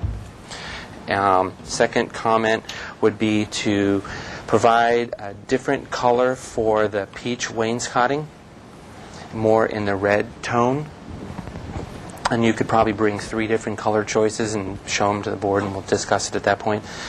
Third comment would be to change the green window trim to bronze to match the existing storefront windows to remain. Provide a stain for the wood lintel detail. Indicate on the plans where the truncated domes of contrasting color would be. Study removing the pole lights adjacent to the building and incorporate 1 wall-mounted fixture. So study removing 2 pole-mounted fixtures adjacent to the building and replacing with 1 wall-mounted fixture. Study the block wall cart storage, perhaps coming back with an open-aired solution. I'm the only one who commented on that. Study removing the trellises along the building and replacing them with a organic clinging vine where vines would be necessary, or vines being planted. And that's all trellises. That includes the ones at the walkway here and the ones at the rear. Study the front planter, making it larger in size. And on sheet A 5.1, show the opaque window material to the underside of the first mullion. And indicate the height of the signage on 2 elevations to be the same height. And that elevation would be the south elevation and the east elevation. The final comment would be to modify the existing awning detail to remove the horizontal frame. Okay, do I have a second? Or can I have a second? Okay, I'll modify my detail to eliminate the first comment about the parapet. Keep everything else the same. Okay, can I have a second? I'll second it. But Second by Dawn. I had it under discussion. Under discussion.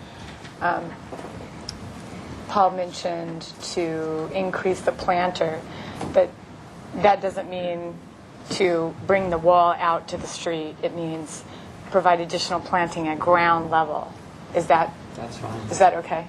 Provide the planter at ground level, directly behind the existing sidewalk.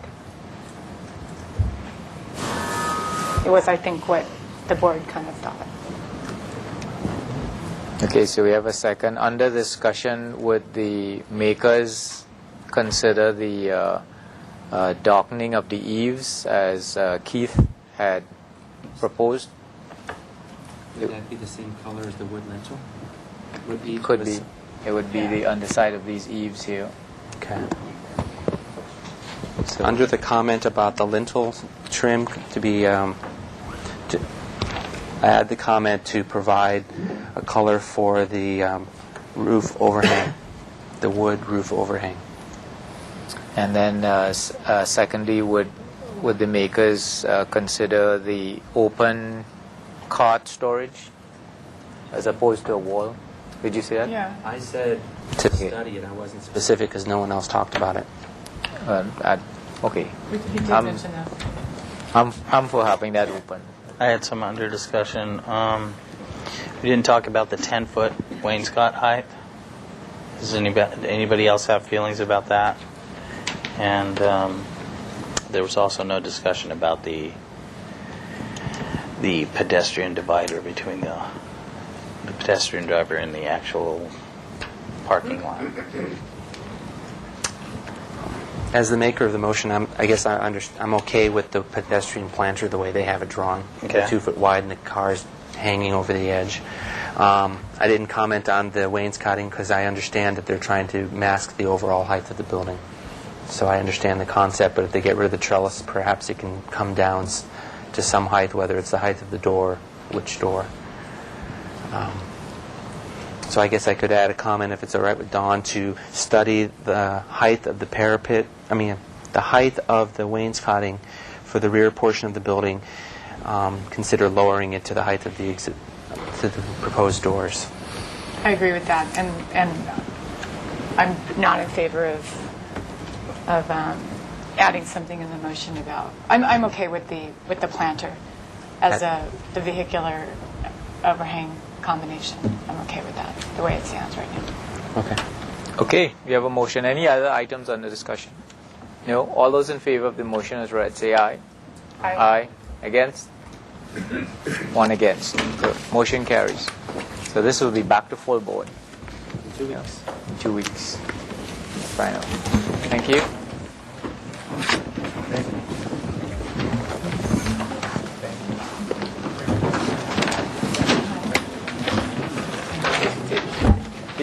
You had the color. They were gonna. One of the items. You want this? The color. Right. Item number 3. 1008 Chino Street. Thanks very much. 12 items.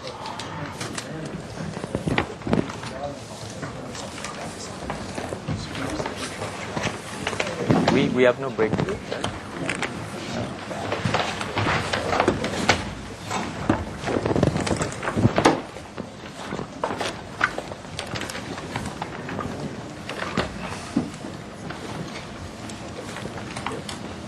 Get us back on schedule, Ken. I'll do my best if you do your best. Okay, I'll read the motion, and this was 22nd March. 22nd March. Back to full board. Project is moving in the right direction and is in compliance with the staff hearing officer resolution. Provide a roof plan and coordinate the roof plan with the elevations. Resolve the beam pop-outs on the sides of the units. Resolve the cantilevers and indicate them on the elevations. Consider using one stucco color on units B and C. Resolve the proposed stucco buff color to be of a more beige or sand color and less red in color. Provide finished floor elevations and plate heights and indicate them on all elevations. The majority of the board feels that Unit A along the street frontage should have a higher quality door and window material than the vinyl as proposed. Provide options. Provide all appropriate details including window and door elevations. Landscaping is appropriate. Okay? You state your name for the record and proceed. Thank you, Mr. Chairman. My name is Ken Kruger, and to my right is Edwin Bertling, who's one of the owners of the project. Go right ahead. In accordance with the staff hearing officer's requirements, plans show permeable paving, backflow device, and second floor privacy screening. A roof plan for each unit is shown on sheets A4, A5, and A6. Roof plans have been coordinated with exterior elevations. What I've tried to do with the revised plans is I've tried to show that the front unit is on sheet A4, the middle unit on sheet A5 with all elevations, and the rear unit on sheet A6 with all elevations and roof plans. Roof plans have been coordinated with the exterior elevations. The beam pop-outs were not appropriate, have been removed from the sides of the units. The cantilever decks have been resolved and have been shown on the exterior elevations. Stucco colors have been changed in accordance with the board's recommendation. The proposed buff stucco color is now a more sand color and less red in color. Finished floor elevations are shown on sheet TM.2, which is the civil plan, and plate heights are shown on sections and exterior elevations on sheets A4, A5, and A6. In accordance with the board's preference, we propose to use Anderson 100 window and door units. And I brought some cross sections of these units for the board to look at.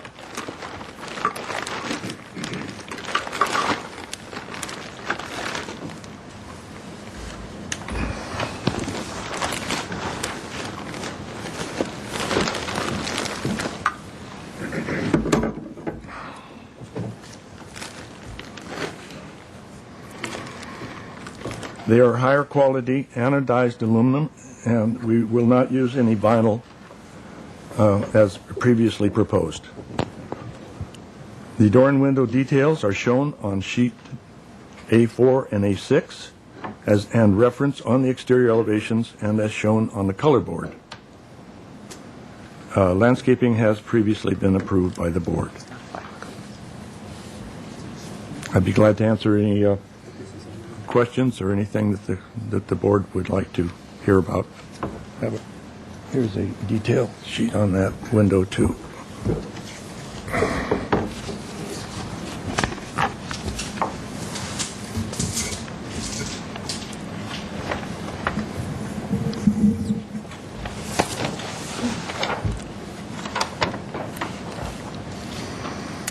Please proceed for public comment.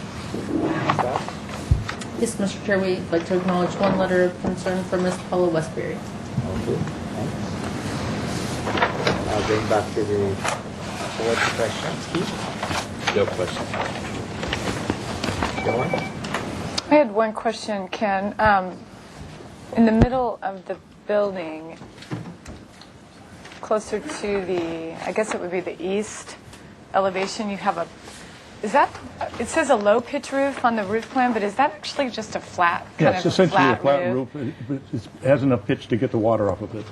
So why did you, do you need a flat roof there, or why did you propose a flat roof? Well, the reason I proposed a flat roof is that in order to comply with the elevations, the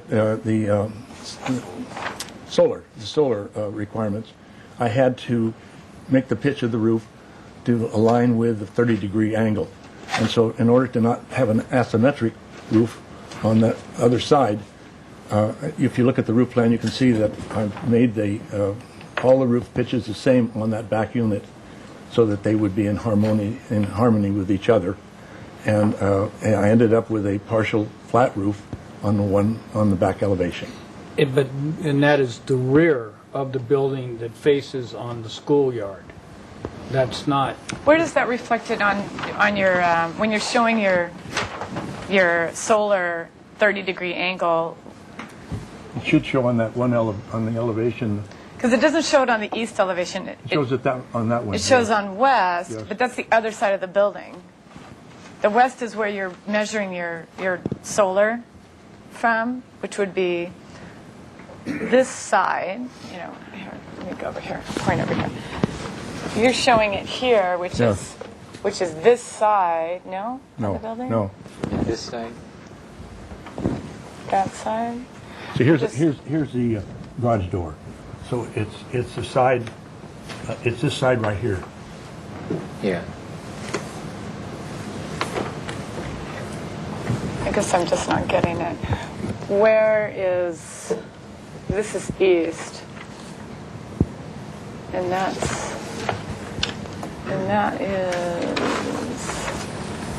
is it right there? That's right. Correct. Is it on this side of the building? Right. It's right there?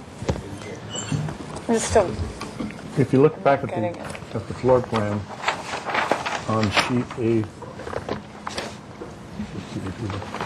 the floor plan of the building. Here we go. This is the rear unit right here. And this is the side that the solar ordinance is applicable to. That's a long elevation.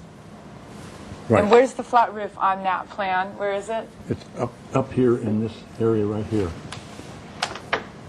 Right in there, but it's not, you didn't have to do it to meet solar.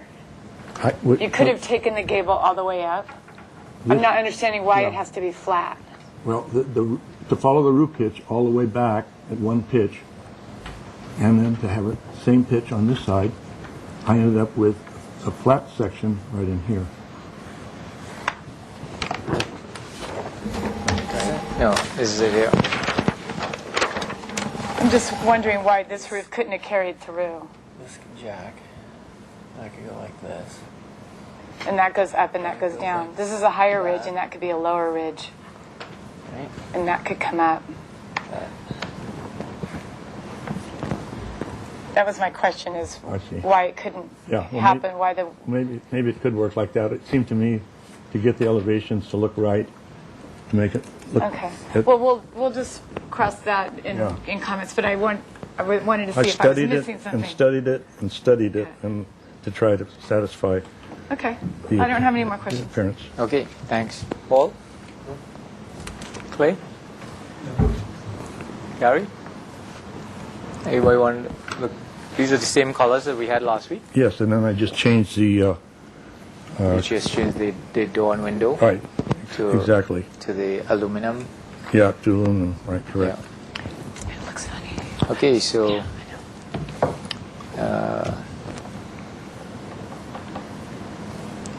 all right, I'll bring it back to the board for comments. Keith? Mr. Chair, thank you. I think the project's ready for preliminary. I think there's probably 1,000 ways you could have done the roof at Unit C, and I think this is facing the interior rear property line. I don't think it's going to be that much of a visual impact to anybody. So anyway, that's it. Thanks. Dawn? I agree. I think it's ready for preliminary. It's not a deal breaker for me. I just think if you can make it work, it would look more... it would look less like the roof got chopped off, I think. Okay, But it's not a deal breaker for me. Maybe it could work like the way it was drawn here. Yeah, if you can... I struggled with it to try to do that, and I was unsuccessful, but maybe I just don't have the skill to do it. If it works, great. Well, the adjoining structure is a garage, and so... That's why it's no big deal. If you really want it that way, then it's... Well, that's what I'm saying. The whole point was not to go for a mod. Yeah, you don't need a mod, though, I don't think. It also makes the roof higher than the 21.5 feet, which is supposed to be... Let's just leave it that it's a suggestion, Yeah. and if you want to incorporate it... I'll look at it. Okay. Paul? display? Gary? Yeah, I have some comments. I'm talking about looking at the windows, and I'm okay with the fiberglass windows, but you mentioned that there was some details on the windows, and are you talking about the drawings that are on here? No, the details on sheet A4 and A6. And you're talking about the patio section, or is there a window detail? The window and the patio section are similar. A6 is A4 is the window, and A4 is the window, and A6 is the patio. What I'm looking for in particular when I was looking at those sections was I was looking for the how you were going to detail these windows out as far as the trim goes. And right now it looks to me like you're just planning on using the actual fenestration and no trim. That's correct. I'm right. I'm scribing the material to the windows. I'm not putting any additional pieces of trim on the windows. Yeah, I for one wouldn't be in favor of that. I would be more in favor of having the windows trimmed out. Well, that's another way of looking at it. It doesn't go with the architecture that I'm doing. With aprons. And also I'd be concerned with the lighting that you have. Your mic is on, Gary? Yeah, it's like it's on the floor.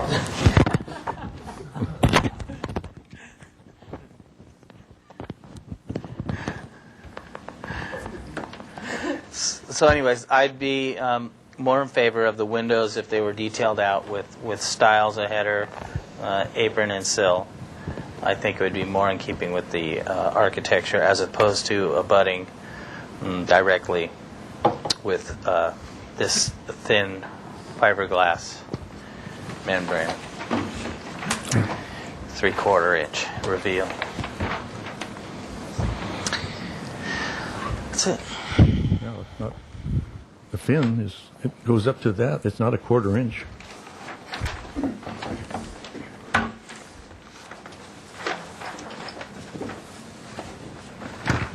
Okay, thanks, Gary.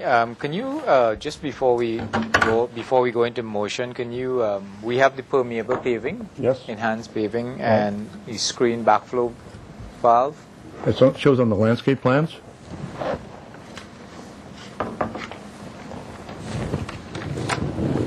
Now, where is it? Is it somewhere here, Vivo? Where is it? This is the irrigation plan. This is the planting. Yeah, it should show on the irrigation plan. Well, that would be cones, wouldn't it? This here? Is that it here? Yes, I think that's it right there. It's surrounded by a lot of stuff. For sure. Automatic valve. The drip automatic valve. Below growth valve. Backflow preventer. Okay, so that's the backflow preventer here. Ah, there it is.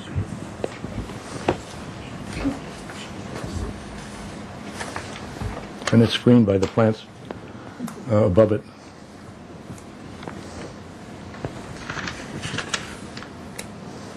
Okay, I think we're good on 3. Okay, we're open for a motion. Mr. Chair. Yep. I'd like to make a motion for preliminary approval as presented with a final on consent. Okay. Do I have a second? I'll second. Dawn for second. Under discussion? Just under discussion about what Gary was commenting about the window trim. I believe that this is the wider side, and we can have him dictate that it's not going to be the narrow face in which the plaster goes up against it, but there's actually a wider built-in window casing. So it's not like the old aluminum windows with the plaster of the wood going to it. There should be a little bit more mass. So He's actually using the very it looks like the narrow side. Am I right? Or is that a different detail than this one? Well, that might not be the same detail as this. Is this Maybe the we- outside? Is that the outside? No, that's the inside. This is the outside. That is the outside. That is the outside? Yes, So yeah. then Gary was commenting on it. Gary was correct. It's a half inch or 3/4 of an inch, and I propose to subscribe the material to that piece. Okay.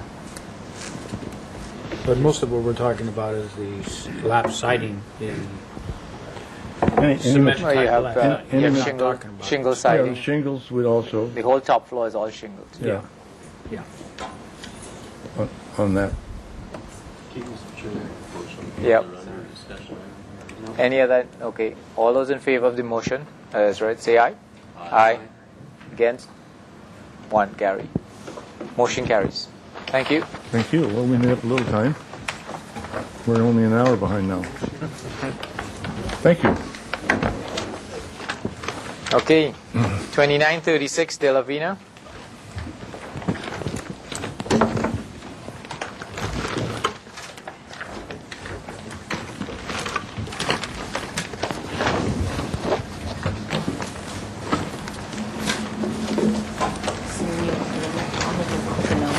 Okay.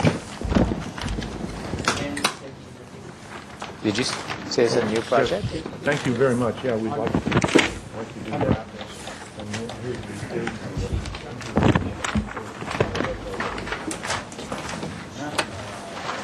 I looked all over for the color boards today, and I found that. Remember that I looked on the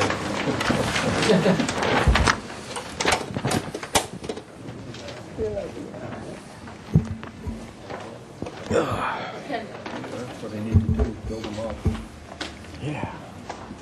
Thank you, Michelle. Okay. Pete, go ahead. This is a new project, right? This is a new project. Okay, so we have no minutes. Michelle, you make a... Sorry. I started too soon. Yes, Mr. Chair and members of the board, I just wanted to bring this to your attention that I spoke to Randy Fritz in the Street Parks Department, and I also informed P. Dalen, the applicant. They're proposing to remove a tree within the front setback. This is in the SD2 zone, so it does have a 20-foot setback. And the street trees, the street tree committee is going to want to see this proposal for the removal of that tree. So this will be the purview of the street tree committee. Okay. Street tree. Okay. Okay, Peter, so state your name. Thank you, Mr. Chair, board members. I'm Pete Dalen, architect for the project. What we have before you today is the addition of an elevator equipment room, and an exterior remodel of an existing building on Upper De La Vina Street. It's located up near Calle Laureles. It's the old McDermott Crockett mortuary building. Was the last tenant that was in there. This is a photo from across the street. This is the building here, and its neighbor. And then this is a closer shot of the front of the building looking this way at where we're going to be adding our new work. This is a shot in the back. This is our building looking this way. Like so. These windows here are kind of up along that overhang there. And then this is a shot of what you see standing here looking across the street, the Tynan office building. It's the big building across the street. Okay. So that's the the neighborhood and the context we're in, and like I said, we're adding elevator and elevator equipment room to the front of the building, staying within the existing footprint of the overhang. Adding new sidewalk, making a connection to the street up to the front entrance. This would be our accessible entrance. The slight slopes down here, so this is where the elevator should be. Be adding a low wall to kind of emphasize the architecture, and you'll see that in the model. The study model really helps show everything very well. We're going to reduce the width of the driveway. Right now it's 20 feet. We'll take it down to 12 feet. Get some additional landscaping. We do want to remove these two large trees, and go back to more of a Mediterranean palette that we kind of have in the rest of the front yard. The last thing would be we're going to have to fire sprinkle the building. So I propose to locate the backflow prevention device up in this corner. This is where all the utilities are coming through to the building right now. It seems like the best place to put it.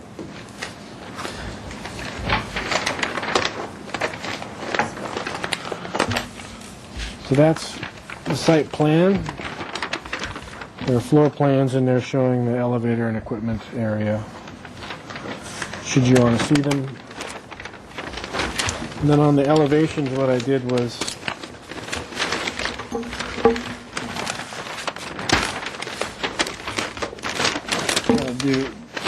do a demo elevation. We'd be removing all the photos. So that's got the other stuff. There's a lot of wood decorative molding going around the building and coming down the side some of the existing storefront system. Mm-hmm. So we would be removing all of that. You're taking out all the existing storefront system as it's old and replacing it with new storefront in a like to do it in the mill finish color with a kind of a taupe-ish color for the building body. But the model itself really, thanks Gary, it shows what we're doing. The elevator is here. Hard to present them all on TV, huh? Mm-hmm. Like that. The elevator is here. Elevator equipment room is down in here. What we wanted to do is get a covered entrance, and really make this entrance more readable from the street by adding this overhang element. And then we just decided to tie it together, sit it on a little plinth here to really accentuate that. And then this rear entrance as well has no cover, so we would add a cover to that. Do the plinth to hold these guys, up and in the composition.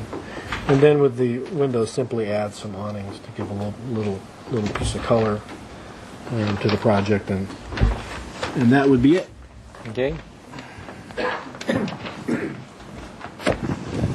Could I just take a quick look at that floor plan and bring it back to the staff for public comment?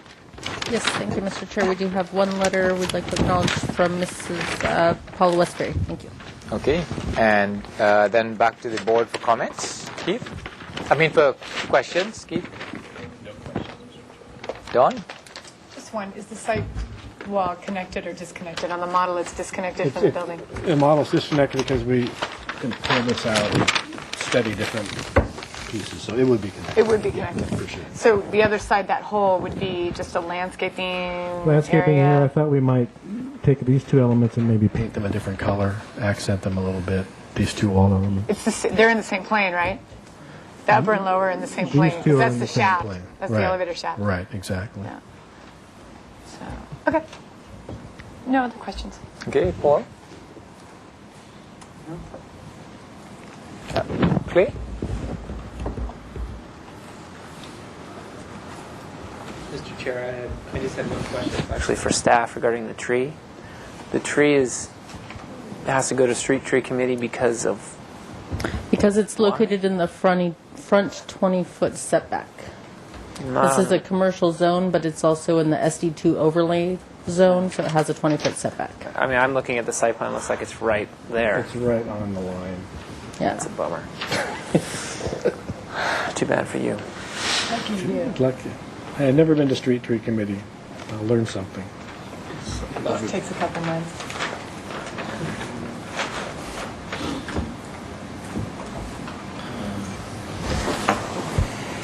Are you going to be adding any new HVAC equipment? Yeah. Is that going to be on the roof? That would all be on the roof. There's existing stuff kind of popped all over. And the roof sets down a little bit with cans and such. But yeah, we will be replacing all those units with that ultimately.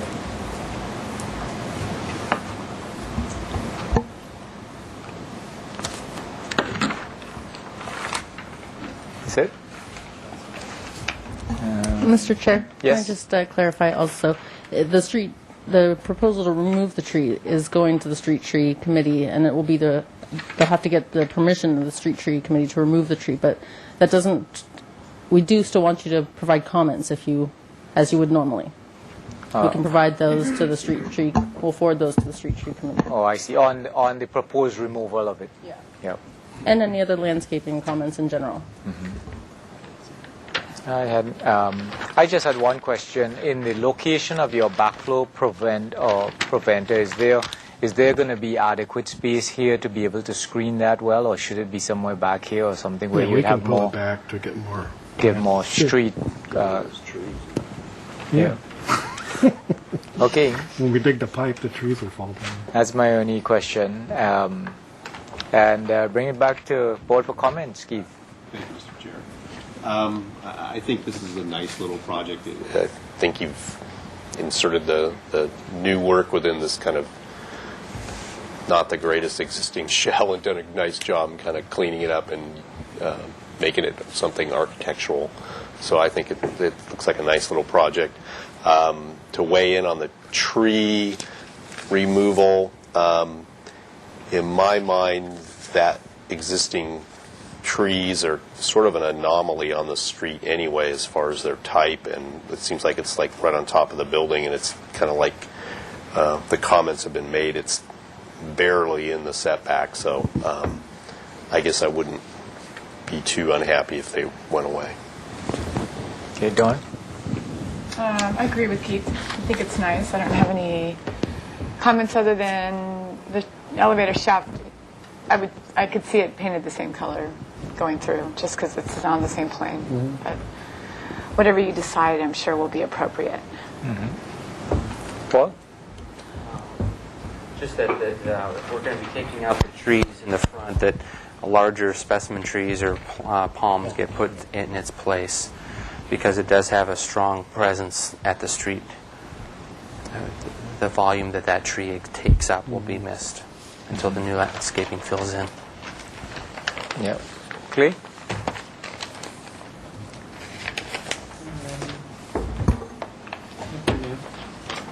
Gary? Yeah, I like the design change. I like the use of of splitting the levels, of changing the height of that with a little bit of shading on that, and how you've kept the look. Even though you're using that area, it still looks deep in there where the elevators are at. I am concerned a little bit about the HVAC units and how much higher they sit than the parapet. If they do sit a little bit too high off of them, I would like to see some screening around it. So that would be my only comment that I would make. Don't make the screening too high, because then it's going to be a magnet for cellular companies to go use it. Mm-hmm. Okay, thanks. Good comments. I agree with Paul there. When you in the proposal to take the tree down, the tree is a significant presence on the tree, and I'd like to see that the landscaping would be sensitive to putting back something back that would work for both you and help the street also. Again, putting the backflow preventer a little further back so you have opportunity to screen for it. And then when you come back, if you have your awning details and colors and etc., the general things that we would like to see for you, the detailing of the project. Yeah, I think it's a good little project. Mr. Chair, I'll make a motion for indefinite continuance that to return, if we can do preliminary on the consent, because we can't give it a preliminary because of environmental assessment, right? So I think that I would just say the project is ready for preliminary approval, and that the board, are we supposed to weigh in on the tree issue? If you'd like. Yes. That the board is the board. Help me. What do I say? The board hates the trees. The board is. The board finds no issue with removing the tree as proposed. That's fine. Provided there is substantial replant, size of replant. And the board looks forward to an appropriate replacement, substitution for that removed tree. And that's it. Okay. Do you have a second? Second by Keith. Under discussion? Under discussion, just to add the comment to study the screening of the HVAC equipment. Okay, I'm fine with that. Okay. Thanks. All those in favor of the motion, say aye. Aye. Against, motion carries. Great. Thanks, guys. Okay, you're welcome. Thank you. Item number 5, 616 West Mitchell Torrena Street.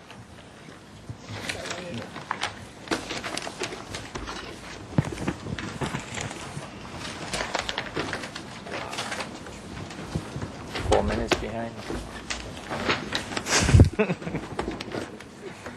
Pete gave us the opportunity to catch up. Remember that. Yeah.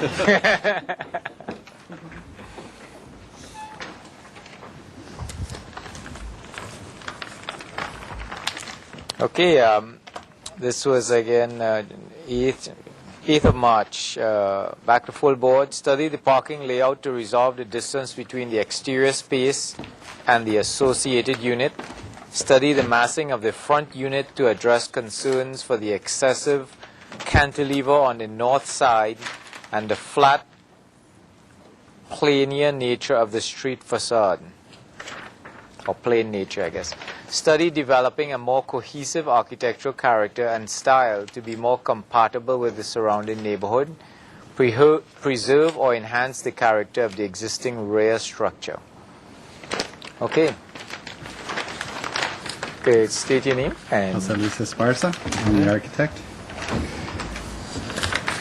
And hopefully I followed all of your suggestions. Okay. Let's, if we can look at the elevations first, because that's probably what had the most effect. The existing is a cottage style with siding, and so the proposed before it was all stucco. So what the changes that I'm proposing are to have the stucco base, first floor, and then have a wood band, and then siding to match the existing house on the second floor. And I've done quite a few variation or setting back of the structure. Before this was all basically in one plane. Now this is 1 foot further out, so there's a foot step back here. So this overhang, the roof actually projects. And then to add a little bit more character, I added this bay on the second floor, which I've used in a couple of the other sides. I've hipped the roof. The main roof structure is hipped, but then I've added the gables at the base to add interest to the structure, break it up as well. Now we only have a 2-foot cantilever, so yeah, which is here. So it. In comparison to the 6-foot cantilever, it's much more in keeping with character.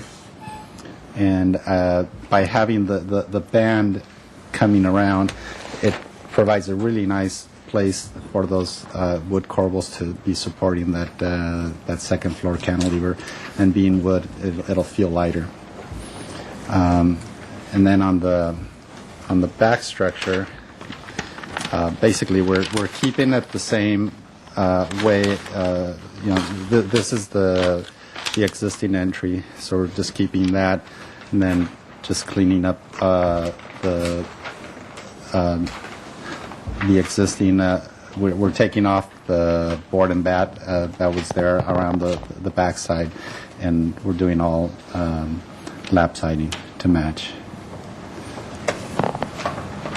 And one of the suggestions or requirements, the garage door size has been changed to meet transportation on both of the buildings. One of the things that Go ahead. one of the things that we did, I did change the way that the garage was configured.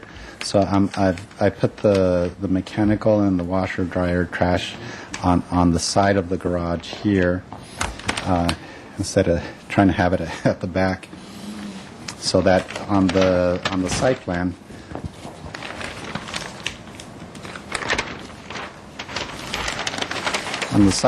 where our exterior parking space, which is for this unit, is now right on the edge of the walkway. So I feel that because of that, a distance to the parking space shouldn't be an issue. And when I stepped the garage back, it just kind of everything fell in place, leaving the parking space 10 feet from the house, so that we can still have this as open yard.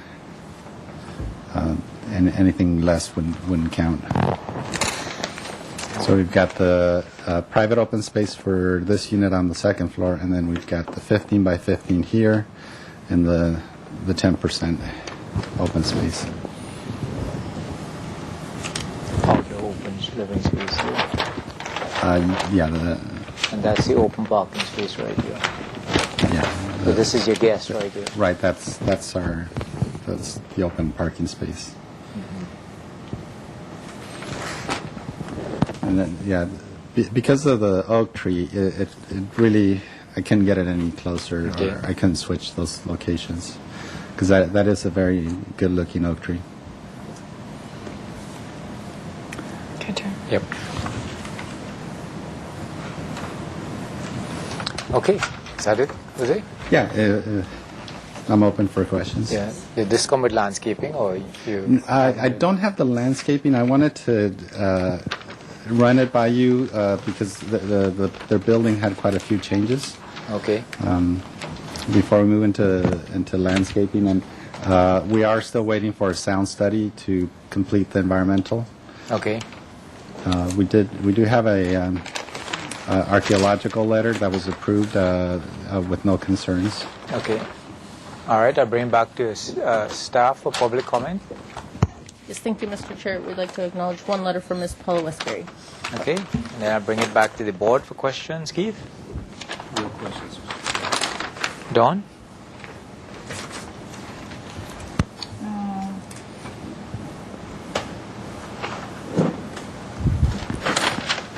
Are you removing the lattice? Did you say you were removing the lattice on the south elevation of the existing building? I kind of ignored that.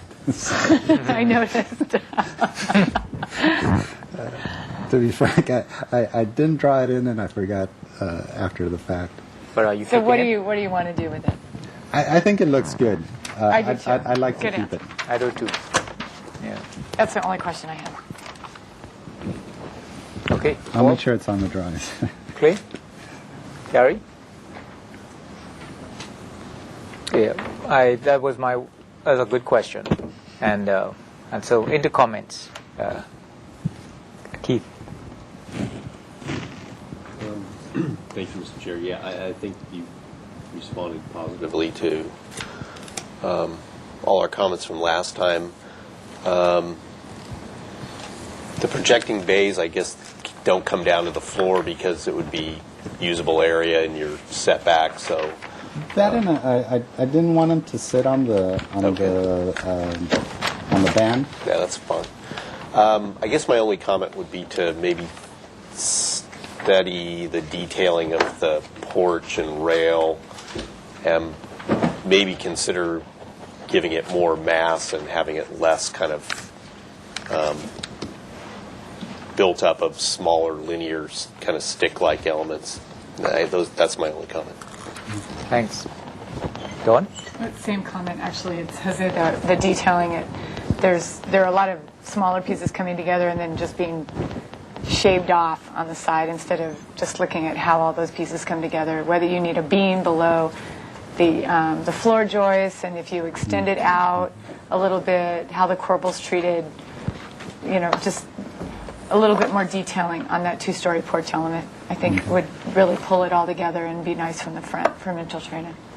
Thanks. Well, my comment's the height of the garage door. This is a 7-foot header, but it looks like this could go a little bit higher. And this, visually, it could fit in that space. And then the single-story one over here definitely looks like either the roof needs to come down a little bit or that can go up a little bit. Just looks a little bit on the odd side. The study 8-foot garage doors, something like that. Thanks. Clay? Gary? Okay. And for me, the main comment is that I'd like to see that lattice work go back, because I think that without it, the posts are really skinny, they're really toothpicky. The other is that I think that you responded really well, but I'd really like to see a consistency of the breakup of your window lights. Like if you take this building alone, you have these very slim horizontals, a little bigger horizontals. Then on the other side of the building, they change to verticals. And then you have very skinny verticals here, and then very big verticals here, and then very skinny long ones here. And then you go to the garage doors, and they're very narrow horizontals. So it's like a lack of cohesiveness in that design. And if you could just try to size your windows and the window lights, generally to either be one or the other, horizontal or vertical, or if they're close to square, then you keep them square or something, but not one of the other and not the polar of each, then and the same happens for the other building too. So that's really my biggest point.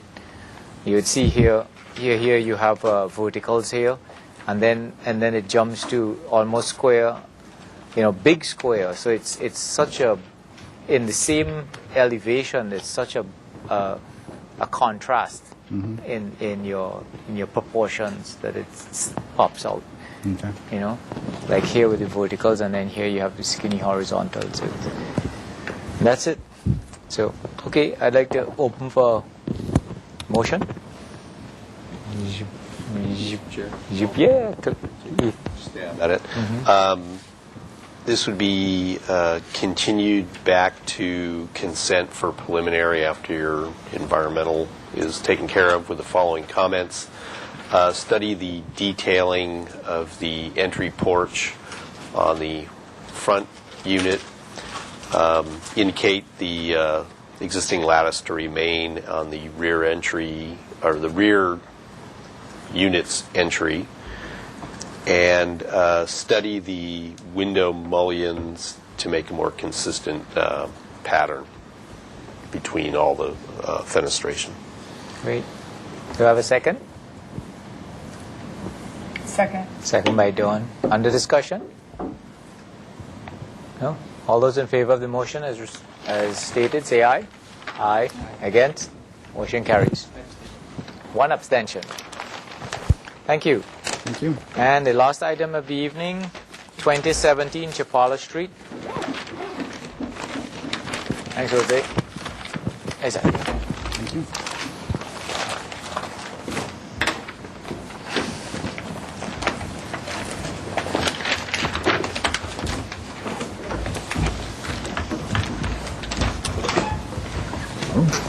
Thank you.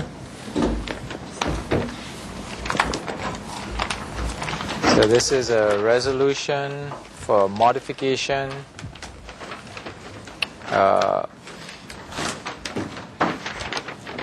let's see, and the modification was for is to permit a change of use to the portion of the building located within the required 6-foot interior setback, and it was granted a modification. That was it. Let's see.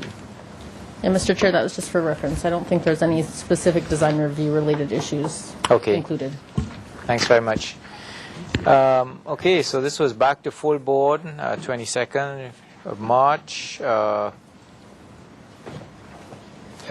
Complies with design guidelines, Commander City. After projects, bulk height can scale given Commander. The project's design is appropriately sensitive to adjacent city landmarks, adjacent historic resources, does not impact block public views. Resolve the configuration of the accessible parking to comply with code requirements. The board finds no negative aesthetic impacts for the proposed modification for parking in the front yard setback. The board appreciates that the parking in the front will not be covered parking. Study incorporating wing walls on the sides of the front entry, which is reminiscent of the existing architectural features. The board appreciates retaining the existing redwood tree. Provide an additional double trunk palm tree in the front landscape planter adjacent to the parkway. Substitute the ground cover in the brick section in the middle of the driveway. Okay. Okay, I'm Gil Garcia, architect of the project. Dr. Wright, the dentist that will be occupying the front building. Going back to the comments about the handicap parking in front, we did reconfigure this to now code compliant and also worked with traffic, so it now works traffic-wise. We do have our entrance coming in behind here, now off the street. As to the palm, we have space in here, adequate space here, and some, I guess you proposed some over here as well, and that'll be in the landscape plan. That was the only really landscape comment. The two little bumps we put here, reminiscent of the original bumps that were out a little further, but now this complies with our path of travel from the sidewalk and around the van. Let's see. The only other item that we added from the last is we added this small addition here that was the mechanical room. We had planned to put it in the basement, the existing mechanical basement, but the headroom was not big enough. And I guess a mechanical individual would like to have the outlets be at the ceiling rather than at the floor. So that way we added this little bump out for two mechanicals.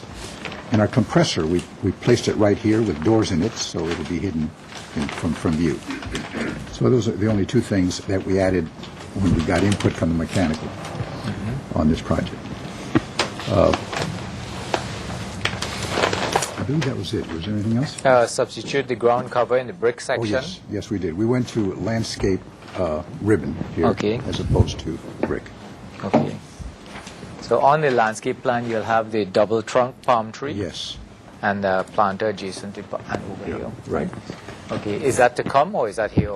That's to come because it was pretty much accepted. So we'll do that on final. I thought since it was pretty much accepted, just want to do that little detail and she'll insert it in there in the final. Do we have an elevation of the front here with the wing walls? Yes, we do. Let's see.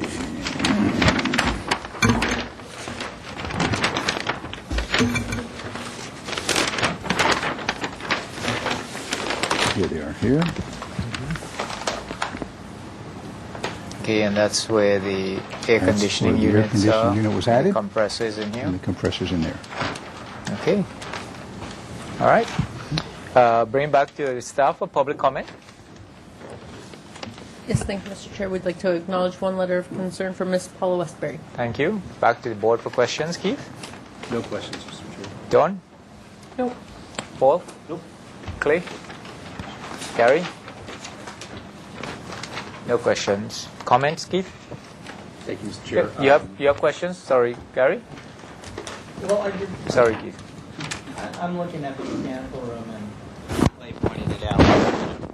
Ask a question. On the floor plan of that, it shows that it's open to the operation room over here. There's a window and a soffit. But yes, we have. How's that going to be? How's that work? Well, I don't know if we have the section through there, but we were going to have a deep window to get daylighting off of it. There was enough room on each side of that window. I don't happen to have a section of it here. There was enough room on outside of that window when we took a section to allow the mechanical to go around on each side. Because there's 2 units, one on each side of that window. Okay. And is that mechanical going to go up into the attic space, or where does that go? That's what the mechanical would prefer. And does it go high enough to get into the attic space? Yes. We have a soffit. We're placing a soffit in the floor plan. Allowed it to soffit across the back here. Oh, there's the section. So on the A2, we show the window penetrating deep into it and for daylighting, and the soffit that goes up high. So it goes in the soffit and then up into the attic. Okay. Okay, thanks. Comments, Keith? Thank you, Mr. Chair. Again, I think this is a really nice project. I think it's ready for preliminary. And those are my only comments. Thanks. John? No comments. Paul? Nope. Okay. Gary? And I agree with Keith. Mr. Chair, I'll float a motion. This is for preliminary approval with final on consent for the architecture. And landscape? And I don't know how the board feels on landscape, given our... There was no real comments. Yeah. And landscape on consent then. Yeah. Do we have a second?